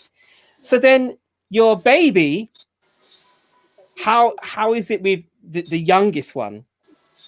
Now, yeah, no, she was totally unexpected. We thought we were done. So, but it's still the same. We spoil her rotten, but it's a little different because she doesn't want to be bothered with us. She tries to keep up with the other kids. Mm-hmm. You know, she's in there with them all the time, but we try our best to spoil. So do you feel? Boys got spoiled. So do you feel then that your youngest daughter is learning quicker at a quicker rate than the boys or even your eldest daughter? It was like that with each one. Like even our daughter, she was very sharp, you know, very smart, and she was moving fast. But then when we had the boys, you know, they moved fast. It was like each baby were like moved a lot faster. So it's pretty crazy. I'm sure Ray and Lisa could testify to that. It's you have second and third. It's like, man. So yeah, our baby girl Madison now, she's very fast and very you know, she wants to do everything they do. So yeah. And obviously I know the inner, you know, the inner protector in you kicks in because he's a girl. Are you more protective of her than you were with your boys at that age? Yeah, definitely. Yeah. Definitely. To an extent, but it's not so extreme as the first one, because when you get down to 4, it's just like, come on already, come on, hurry up. Even though she's a girl, it's still like we're worn out. Yeah. Even like with the first 2, we had these big grand here in America we call them baby showers and all that stuff. You know, with her it was just let's just it's like they're here now. let's go. So you've obviously this is, you know, you are a family of 6. Yes. How do you I mean, do you have a routine? I mean, is it, you know, how were you able to get that routine with your wife, and was it a hard way to have the routine with each child coming in and then the routine changed again and you're having to continually change it to make it work? Yeah, so especially with Diana, first one, you know, it was a very, very strict routine or whatever. But like I said, as you continue to have them, you kind of, you know, ease up a bit because you learn more. You know, with your first child, you don't want to make any mistakes, and you're afraid. Am I doing this right? Am I doing that right? You know. But then when you get down to 4, it's just like, again, it's just like, come on. Yeah. Well, but it's amazing, isn't it? We just feel like we're growing. We grow every day. We learn a little bit more every day.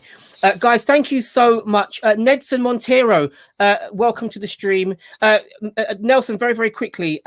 Nobody contacted me on Instagram. So I know that you mentioned some names of people who may be interested in an interview. I had none of those names in my inbox. So I just wanted to let you know that. And also to Single Rail Industries, what a great name. Single Rail Industries, welcome to the stream. Thank you so much for hanging out with us here today. It's not been about algorithms or analytics or anything like that. It's been about parenthood. We have with us Marcel of the Murphy family, an experienced husband and father of 4. And we are learning from his experiences. And we have R&A Legacy, Ray and Anissa, who are a new family, obviously also well experienced in the arts of routines. And Anissa told us the pattern to follow. If only I'm hoping I'll be able to do that when it comes to, or me and Sarah will be able to do that when it comes to feeding and sleeping and all that kind of stuff. It's been crazy. So, Lava House, are you here? You're in the building? Come and join us. Tell us, how do you deal with your kids? Are you well enough to come on the screen? If you are, come and join us and hang out with us for a little bit. I'm not going to keep the stream on much longer, ladies and gentlemen, only because obviously I wasn't even going to go. I was actually going to go on for an hour, believe it or not. My plan was to go on for an hour, but Anissa kept talking. So you know what? There's too many guys on here. There should be more women on this one. So, are there any mothers in the building willing to share their experience with us? Are there any? Grethal, come and join us. Grethal, I know that you were busy early. You can't be busy anymore. Grethal, come and join us on. Hit that link. Hit that link. We've outnumbered Anissa 3-1. Yes. Johnny, and what's funny? Oh. Yeah, go on, please. What's funny, please? Oh, because how you said that you wanted a boy and Sarah wanted. Oh, yeah. Hey, Sean, what's up? Hey, Sean, hold on for 1 second. Anissa, please carry on. Oh, how you said you wanted a boy and Sarah wanted the girl. It's funny because Rary actually wanted the girl first and I wanted the boy. So I ended up having the boy. Yeah. And then the second time around, it was a surprise because we didn't know that we were pregnant. And then he ended up getting his girl. Wow. Yeah. Okay. So, and I know obviously it's very old fashioned what I said about, the man wanting to continue his line. I did not want the line to die with me, and I know it's very old fashioned. And I remember seeing, I think it was, I can't think what film it was. And the guy said, my line is gone when his son died. And I was like, yes, I understand that. So I always wanted a boy, but I don't mind if I had 20 girls now, as long as I got my lad. I'm happy. But obviously, I've got to keep him alive and safe and well to continue to have more kids. But anyway, Family Lang TV Talk, are you willing to come on and help out Anissa as the lone female on the screen? If you are, there's 4 men. Hit the link now. Let me shout out to Sean of Lava House Family and Gaming. You're growing a beard, sir. No, I'm just lazy. Okay. Well, thank you. Well, obviously we are talking about parenthood, and obviously I know that I can only assume that your wife is with the kids right now, busy looking after them, giving you the opportunity to. Actually, tried to get her on. You tried to get her on. I tried to get her on. I give her an opinion, but she said no, and I said okay. So, she said no. That's a pity. It would have been nice. Different for our story. My wife is camera shy, so okay. She really doesn't like the camera at all. So my question is, what's the gap between your kids? 2.5 years. So there's 2.5 year gap. So see this. So you've got a good healthy gap between the kids. Are you typing? Is there? I can hear. We do. My son's a big fan of taking care of my little one. He loves her so much. Oh, that's good. Cool. That's cool. That is good. Are your Marcel? Are your middle boys? Are they very protective of their sisters? Say it again. Is someone typing? Because if everyone's typing, it's feeding through really badly. What I was saying, Marcel, was are your two middle boys, are they very protective of their sisters? They are the youngest. The younger, yeah, they're very protective of the baby. Diane, the oldest one, she's the boss. She bosses everybody around. Yeah. Ah, guess what, Anissa? You now have Grethal has come on because she's trying to even out the numbers of male to female. Hello. Hi, Grethal. How are you doing, Grethal? How are you? I'm doing great. Children are asleep, so it's YouTube time. So start off. How many children do you have? 4. 4 children. And what is the age gap? I have my eldest will turn 12 this November, and then the next one, child number 2 is 5, and then 3, and then 5 months old. Wow! So you obviously were not doing YouTube when you was with the babies.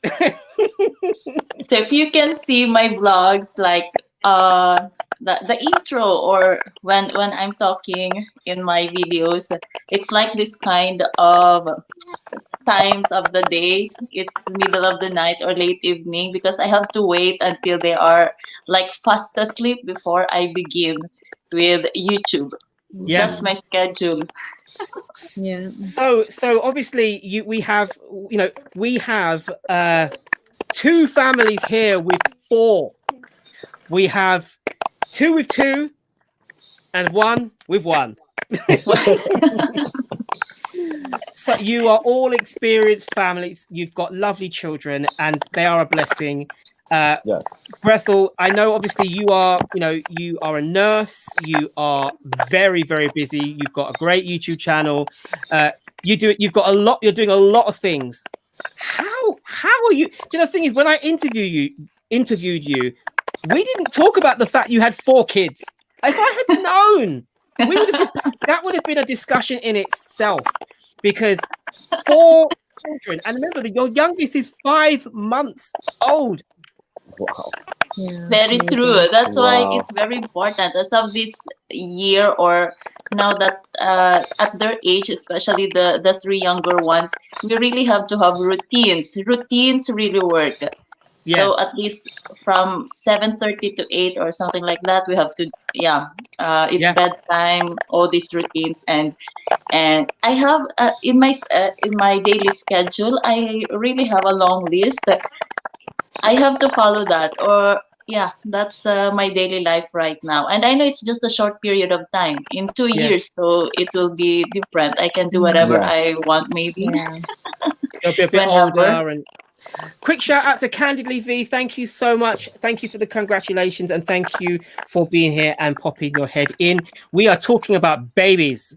Earlier on, Mrs. Morrison was talking about the how we found out about being pregnant and the journey and how we announced it, and it was we've had to sit on this for quite some time because we knew weeks and weeks ago, but I was we thought it was better to announce it once we went past the first trimester. Obviously if we might have lost the baby or whatever. I mean, and to be honest with you, we just didn't want to announce it too early, just to be on the safe side. So for the longest time, Sarah's been unwell. She's been tired. She's not been able to do a lot of the things, and she's just had to blame it on anything else other than the fact that she's pregnant.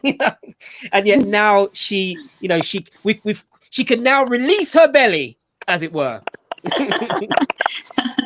So your youngest is 5 months old. Grethal, I know that you've been doing regular live streaming for the best part of 3 months. So tell me, how have you been doing regular live streaming with a 3-month-old baby?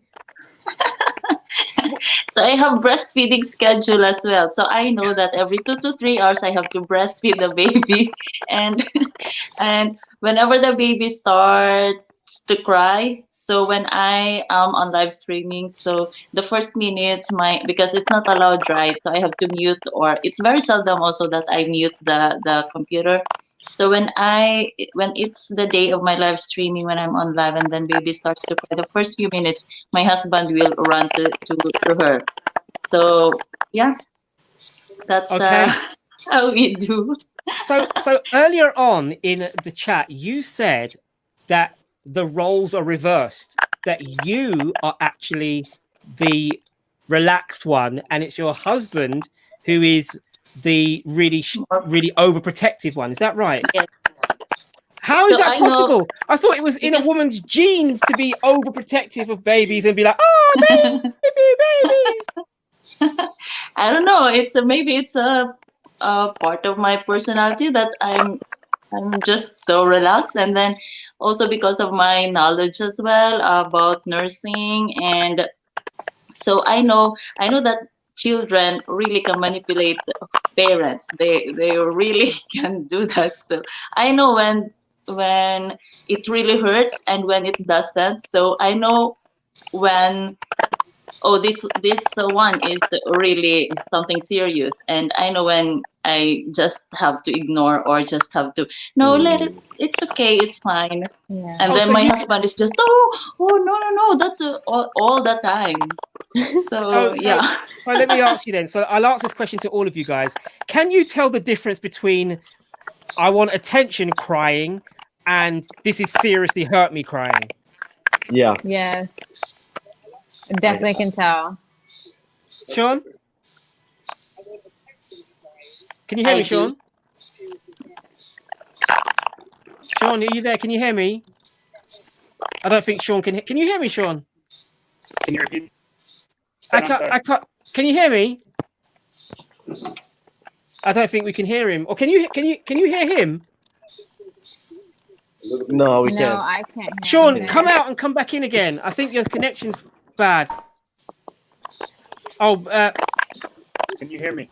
yeah, we can hear you. Yeah, sorry, I couldn't hear you for a second there. Thanks, Mark. So, what's it? There's a comment here. My two are the best of friends, but at times they are the worst enemies. Once we caught Kyra pinning Maddie against the wall, punch her, and when they laugh, it's the best thing ever. And when they laugh, so did you find that because obviously we were talking about the age gaps and earlier on, just a minute ago, I was talking about the difference between the cries. Now, I don't necessarily know whether or not I know the difference yet between my son's crying when it's a real cry and when it's not. But I know when because like if he's crying and say he's crawling, he's on the floor and he cries. As soon as you pick him up, he stops crying. Like instant. It's almost like that picking up turns off the cry. So I know it's not real. It's like, do you get what I mean? And obviously, it's like a switch, exactly that. And so there are times when I look at him and I think, yeah, you're just you want something, whether it could be anything, but it's the fact that he's just crawling and then he'll go. And as soon as you do your hands like that, the crying just stop. And so you think, hold on a minute, that's not a real cry. When I cry, it's because I'm hurting. I've watched an episode of a TV show and it's affected me, or something's happened. I can't switch that on and off. But how comes babies have the ability? I'm going to open up to the panel. How comes babies have the ability to switch it on and off? I was like, I don't know. I would say out of them two, they should say that they have more kids than us. Yeah. So Grethal and Marcel, you guys, tell us, how is it that babies have this ability to be able to switch on and switch off the crying mode? Well, I know with us, ours are like that because we're spoiled. So, yeah, okay, yeah. They already know. So now with our like the two boys, they're the middle child, so they do like they demand a lot of attention. You know, you give the attention. You know, the baby came in. So once the baby came in, you know, she got all of our attention. You know, so the two boys make sure, hey, I'm still here, guys. You know, so they do a little more acting out. You know, than the older and the youngest ones. You know. Okay. No, they're attention seekers, so they want attention, and when they get that, then yeah. So I just remember when I have this maternity and child care that children are really great manipulators, and it was like what I was single that time, and I didn't understand until I got children, and oh, this is what we were talking about in the classroom, and yes, they have that, if that is innate or that is really part of their what childhood or of their development, then yes, that's why we can say that there's really a switch between that, because they are great attention seekers. They can manipulate our behavior, the way we react, the way we behave as well. So that's why we really don't have we must not underestimate children of all ages. I don't know if you can see the comment. Mark Fraser said they are con artists. How they are able, I'll tell you something right now. As I said it earlier, and I don't know if you were here when I was saying it, but there are certain, it's the look when they do something. The look where they're waiting to see what you do. And if you go, oh, then they will just play up to that. If you, I mean, don't get me wrong, there are times when I've ignored it and he's really crying. I've gone, oh no, he's serious. Like, you know, alarm bells, quick, save him. You know, when he's you know, and you do get overprotective, and I don't realize I am overprotective of. I say I'm not overprotective, but I know that I am, because I'm already looking at 2 steps ahead, so I can see, oh, there's a glass on that table which is within reaching of him, and there is this much drink in there, and he could grab it. He's not quite there yet, but let me just move it now, so we just remove all doubt. I know. Do you get what I mean? I tend to be doing things way ahead, because I'm thinking he may not do it now, but eventually he might crawl over. Like Brandon's got this thing about my laptops, because he sees me on the laptop all the time. He always wants to hit the laptop.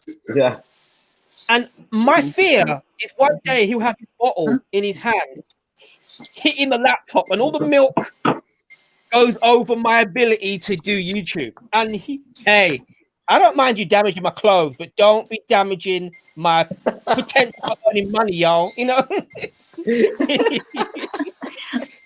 don't be damaging my stuff. You know, kids love technology too. Anything that has to do with phones, laptops, anything, even remotes, anything that has anything to do with technology, and they will love to grab it. Yes, my son will grab a remote. Even my daughter, she wants a remote, or she wants a phone, or she sees Ray on the computer. They want the computer. See, what I don't get is, and obviously as an adult, we all did it, but what I don't get is the fixation with, oh, this is a remote control. Let me put it in my mouth. You know, oh, there's some lip balm. Let me put that in. Oh, there's a pen. Let me put that. Everything, and I keep thinking to myself, is he downloading information from, you know, is he downloading from the phone, you know, my analytics, you know? so Grethal, the nurse, could you please tell us, why do babies put everything in their mouth? It's the one that gives them satisfaction. Everything, the first year of childhood, everything is satisfaction, that part there. And then they will get over, and then when they become toddlers, the next stage, so they will imitate whatever. They are the great imitators. They imitate us. Okay. They imitate, boys imitate fathers, girls imitate mothers. So yeah. So my son will soon become a mini version of me. Yeah. I'm liking this. I am liking this. This is good. You see him with a bow tie I'm and a getting. suit. Yeah, he'll wear a suit. He'll have a bow tie. He'll start. He'll have good English. He will be curious with your shape. He will be curious with everything that you're doing. He'll imitate everything. I want him to keep his hair. Live stream. Yeah, but I want him to keep his hair. I don't want him to be a bald head like me. I want him to keep that because he was born with so much hair. It's unbelievable. Hey, he might take after you. Sometimes it'll happen. No. I want him to have my personality, but I'm happy for him to keep mummy's hair, you know? Yeah, so Lava House was saying that their connection was weak. It happens. Thank you so much, though. I know, you know, it happens. Oh, what's this? I once met Casper the Ghost at the top of the stairs. Sorry, it was a naked Kira covered head to toe in pseudo cream. Oh, my goodness. Oh, wow. Oh, do you know, I saw a video of 2 children who had literally covered head to foot in pseudo cream, but they had also covered head to foot the TV, the laptop, the whole room was covered in cream. And have you seen it, Marcel? There's and they're looking at their parents like, what? Like, you know, that's our oldest boy is Ellington. So he would wait for everyone to go to sleep. I mean, he would outlast all of us. I mean, this is when he was like 1 year old. Yeah. He into everything. And one morning we came in there. Like, I mean, he would stay up all night. Like, he would not go to sleep. So he would stay up till like 4 or 5 o'clock in the morning, right? And one morning we came in there and he had the baby powder. Oh my God. No! Everywhere. Oh no. All over him. He poured it all over his sister. He had it all over the couch. Everywhere. Oh my God. Like he found a stash of baby powder. It went crazy. Oh no. We still have the photos. We have the photos of it. Because we took pictures because it was just you have to take pictures. You know, it's one of those moments where you're like, I just can't you can't cope, you just got to accept it happened. Grethal, have you had any have you had any situations where the kids have gone a little bit wild? I can't imagine it. I feel like you have your children like regimental. I feel like you're a soldier. Not that I can remember. No. See, and what about you, Ray and Anissa? Have you had any moments of not with baby powder? It's mainly so there is a time where he was sitting in his high chair, Josiah, and I gave him oatmeal and I blended up so it was kind of like a puree. And he had a bowl of that. And we went to the kitchen. We come back and he's covered it from head all the way down to his body, to everywhere his but knees. his Yes, everywhere but his mouth. It's covered everywhere. Oh no. So we had that kind of disaster.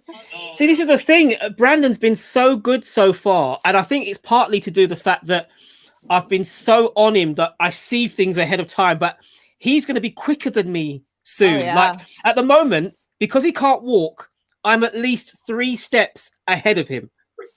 Because I know that he can't crawl as fast as I can run and pick up. But soon he's going to be walking. So he will have already got to whatever he needs to get to before I notice. And no, run. You know, it'll be too late. So so that's going to be the next phase in the. To be honest, you might have that a lot more than once, because now that you're going to have another one on the way, you're going to have to try to reach one and then try to do one with another. So, I mean, we've had that so many times where Naya will go and grab something. We have to go and run and grab whatever she's grabbing, but then Josiah over there is grabbing something else. So then we have to go run and catch him before he even does it, but we can never do it. So see, do you sort of go, do I go left or right? What do I do? Do you sort of get to that point where you're like, does he go over to protect, Josiah from the burning kettle? Or B, does he save Naya from the flames of the oven? Stay tuned for the next episode. You know, because it's one of those situations, isn't it, where you kind of make that decision where you're like, what do I do? Do I allow the baby to fall, or do I, you know? And then they're smart too. Like Brandon's gonna be like, he's gonna wait into the other child. He's gonna run and do his thing.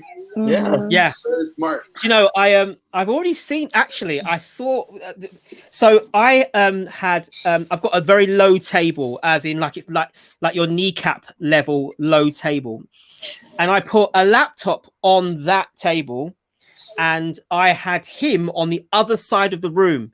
I only had it on that low table for 1 second. It wasn't going to be there very long, and I literally turned my head, and when I looked, he had picked himself up. I was just about to go, you know, play Chopin's 8th Symphony on my laptop keyboard, and I stopped him and I grabbed him, picked him up, and I moved him to one side. So anyway, Brandon didn't go back to the laptop.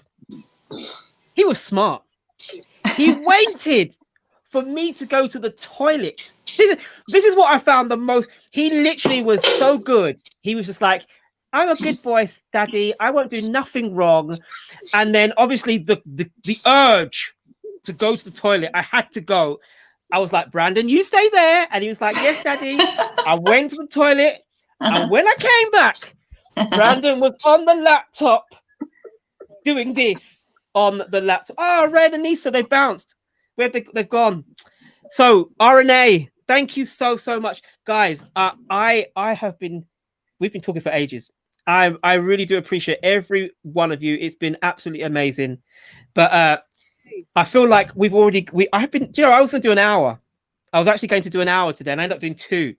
Grethal, are you going live today? No, maybe next week, because I still cough a little bit and I'm bothered of it. So yeah. But you know what? I have my can of cider here. Good. Because this is your congratulatory live stream. And you can't see celebration. I have my drink here as well. Have you got one, Marcel? Yes, let's have a drink to that. So congratulations, Mr. and Mrs. Morrison. I know. I can't believe it. We are about to So good luck, because that is a close age gap, and then there will be a marathon of different things for you. You know, I think that the biggest thing for me is, so Sarah was looking after the boy when we were doing the come back. We thought we'd lost you. Oh, we're so sorry. No, so we just wanted to come back just to say bye. And Naya woke up, but we just want to say congratulations to you guys. Thank you. For baby number 2, we are hoping for the best. Bye, Grethal. Bye, Marcel. Josiah. Bye. Josiah. Oh, it's so Josiah, cute. my 2.5 million kid. How are you? Hello, 2.5 million child. Oh, you're so cute. That's the laptop. Oh my goodness. So all right. Well, Anissa, have a great day, and we hang out again soon. Yes, you guys have a great day. See you later. That's why during weekdays, I really look forward to weekdays, because I can deliver these two, my number 2 and number 3, because they are the one with very, very close age gap, 5 and 3. So I really look forward always to weekdays, because I can deliver them to the kindergarten. And when they have days off, like they are here at home, like what Mr. who was that? They are the best enemies, and they are as well best friends. Oh yeah, so there's Mark always Fraser did that, didn't he? Yeah, there's always, like, from the first hour that they wake up in the morning until they lay on bed late at or in the evening, there are just the 2 of them. It's more than enough, but when they are in the kindergarten, it's really silent here at home. I look forward that they will be delivered to the kindergarten when they are there, so it's very silent here. And I want them to come home. And when they are here, I want them to go to sleep after 2 hours, because that's a lot of activities. When they are asleep, I want to wake them up again, because it's very silent again. Yeah, that's the thing. I was saying, I love doing live streaming, and the only reason that I've been able to do live streaming is because my wife has looked after the boy and has been able to keep him quiet whilst I've been doing live streaming. If it was not for Sarah, I just would not been able to do it. Not in the level of what I was doing, because of it was the sound. I just wouldn't be able to keep him quiet. Well, with two little boys, I think live streaming is going to be a thing of the past. No, you can still do that, Mr. Johnny 25. You're not breastfeeding. I was able to do that. I'm the one who is breastfeeding my baby. It's no, but what obviously, yeah, I'd have to think about it, because obviously it's not so much. It's a lot of, you know, there's a lot of responsibility on Brandon and the little one with Sarah trying to deal with that whilst I do a live. So I'm trying to work that. I don't know if it's going to be as easy for me to do that, which is part of the reason why I've got into the mode of doing the pre-recorded conversations, because with the pre-recorded conversations, I can do them on a day. My phone will die in 30 seconds. What's going to die in 30 seconds? Your phone? Yeah. Oh, okay. Well, power off in 30 seconds. Do you know? Thank you so much for coming back, Sean. We literally are winding down now. I apologize. Our internet has been pretty bad down here lately, so. No, don't worry about that. I'm just grateful that you came back. RCVHX22 is in the building. Thank you so much for popping your head in, but I have to apologize. We are just about to end. We've had a great show. It has been a lot of fun. I did say at the beginning it was me, Mrs. Morrison, and friends, and I've had some amazing friends on the screen today and some great people in the chat. So thank you so much for having a great live. It's been awesome. It's been so. I love these sort of things where you can just have people together. But what I was going to say was, Grethal, was I've started doing the pre-recorded conversations to preempt. I'm thinking ahead. I'm thinking, well, there's going to be a stage when I won't be able to do the lives. Maybe I should start doing the pre-recorded ones and then dropping those, because then at least I know it protects me in terms of still be able to produce content. And I think Grethal is playing musical statues. She hasn't moved. Do you know what? I was like, she hasn't moved for ages. Oh dear. Only on the live, yeah. It's because her phone. It's because her phone crashed. But obviously, I didn't know that. I was like, why is she not moving? She's not even nodding her head. That was spooky. Yeah. So, guys, before we end the stream, any last words before we go? Because it started out as a celebration, and it ended up being guys on the screen, and it was meant to be the women talking about motherhood. And Sean couldn't get his missus to come on the screen. Obviously, Marcel's nowhere near home at the moment. You're coming back tomorrow, I take it. Yeah. Yeah. So. Yeah. So, any last words before we end the stream? Patience, love, and communication, man. That's all I can tell you. Patience, love, and communication. Yeah. What about you, Marcel? I mean, first, congratulations once again. I'm so thank you. Super excited for you guys. Super excited for Brendan to have a running mate to drive you guys crazy. You guys will be awesome, man. You guys are awesome parents. Thank you. It's just enjoy the experience, man. Yeah. Here, I think that's exactly it. I think Mark Fraser put it right where he said you just got to enjoy the journey, and I think that's exactly it. You know, children are a blessing, and you know we're stewards. We don't own them. We just have them for a very short period of their life, you know, and it's that part of their life that we have to do our very best to look after, because the way we deal with them will decide the rest of their life, if that makes sense, because they're only a child. You know, you think if you live to 80 years old, you're only a child for 15 years of them. You know, the rest of it, you're pretty much an adult and a man or a woman. Yeah. So those early years when they're with us, we've got to do our very best to try and raise them in the very best way we can. And yeah, it's a responsibility, and I don't take it lightly. And I feel like these are sort of conversations I like to have, because I get to speak to people who are more experienced than me, and I get to listen to how they do things, and it makes sense, and I understand. So big shout out to all of you guys, to everyone who's given me tips and advice. I really appreciate that. Marcel, thank you so much. And also for those good words there. Really appreciate those kind words there. This is a blessing, man, to have, during these times. Yeah.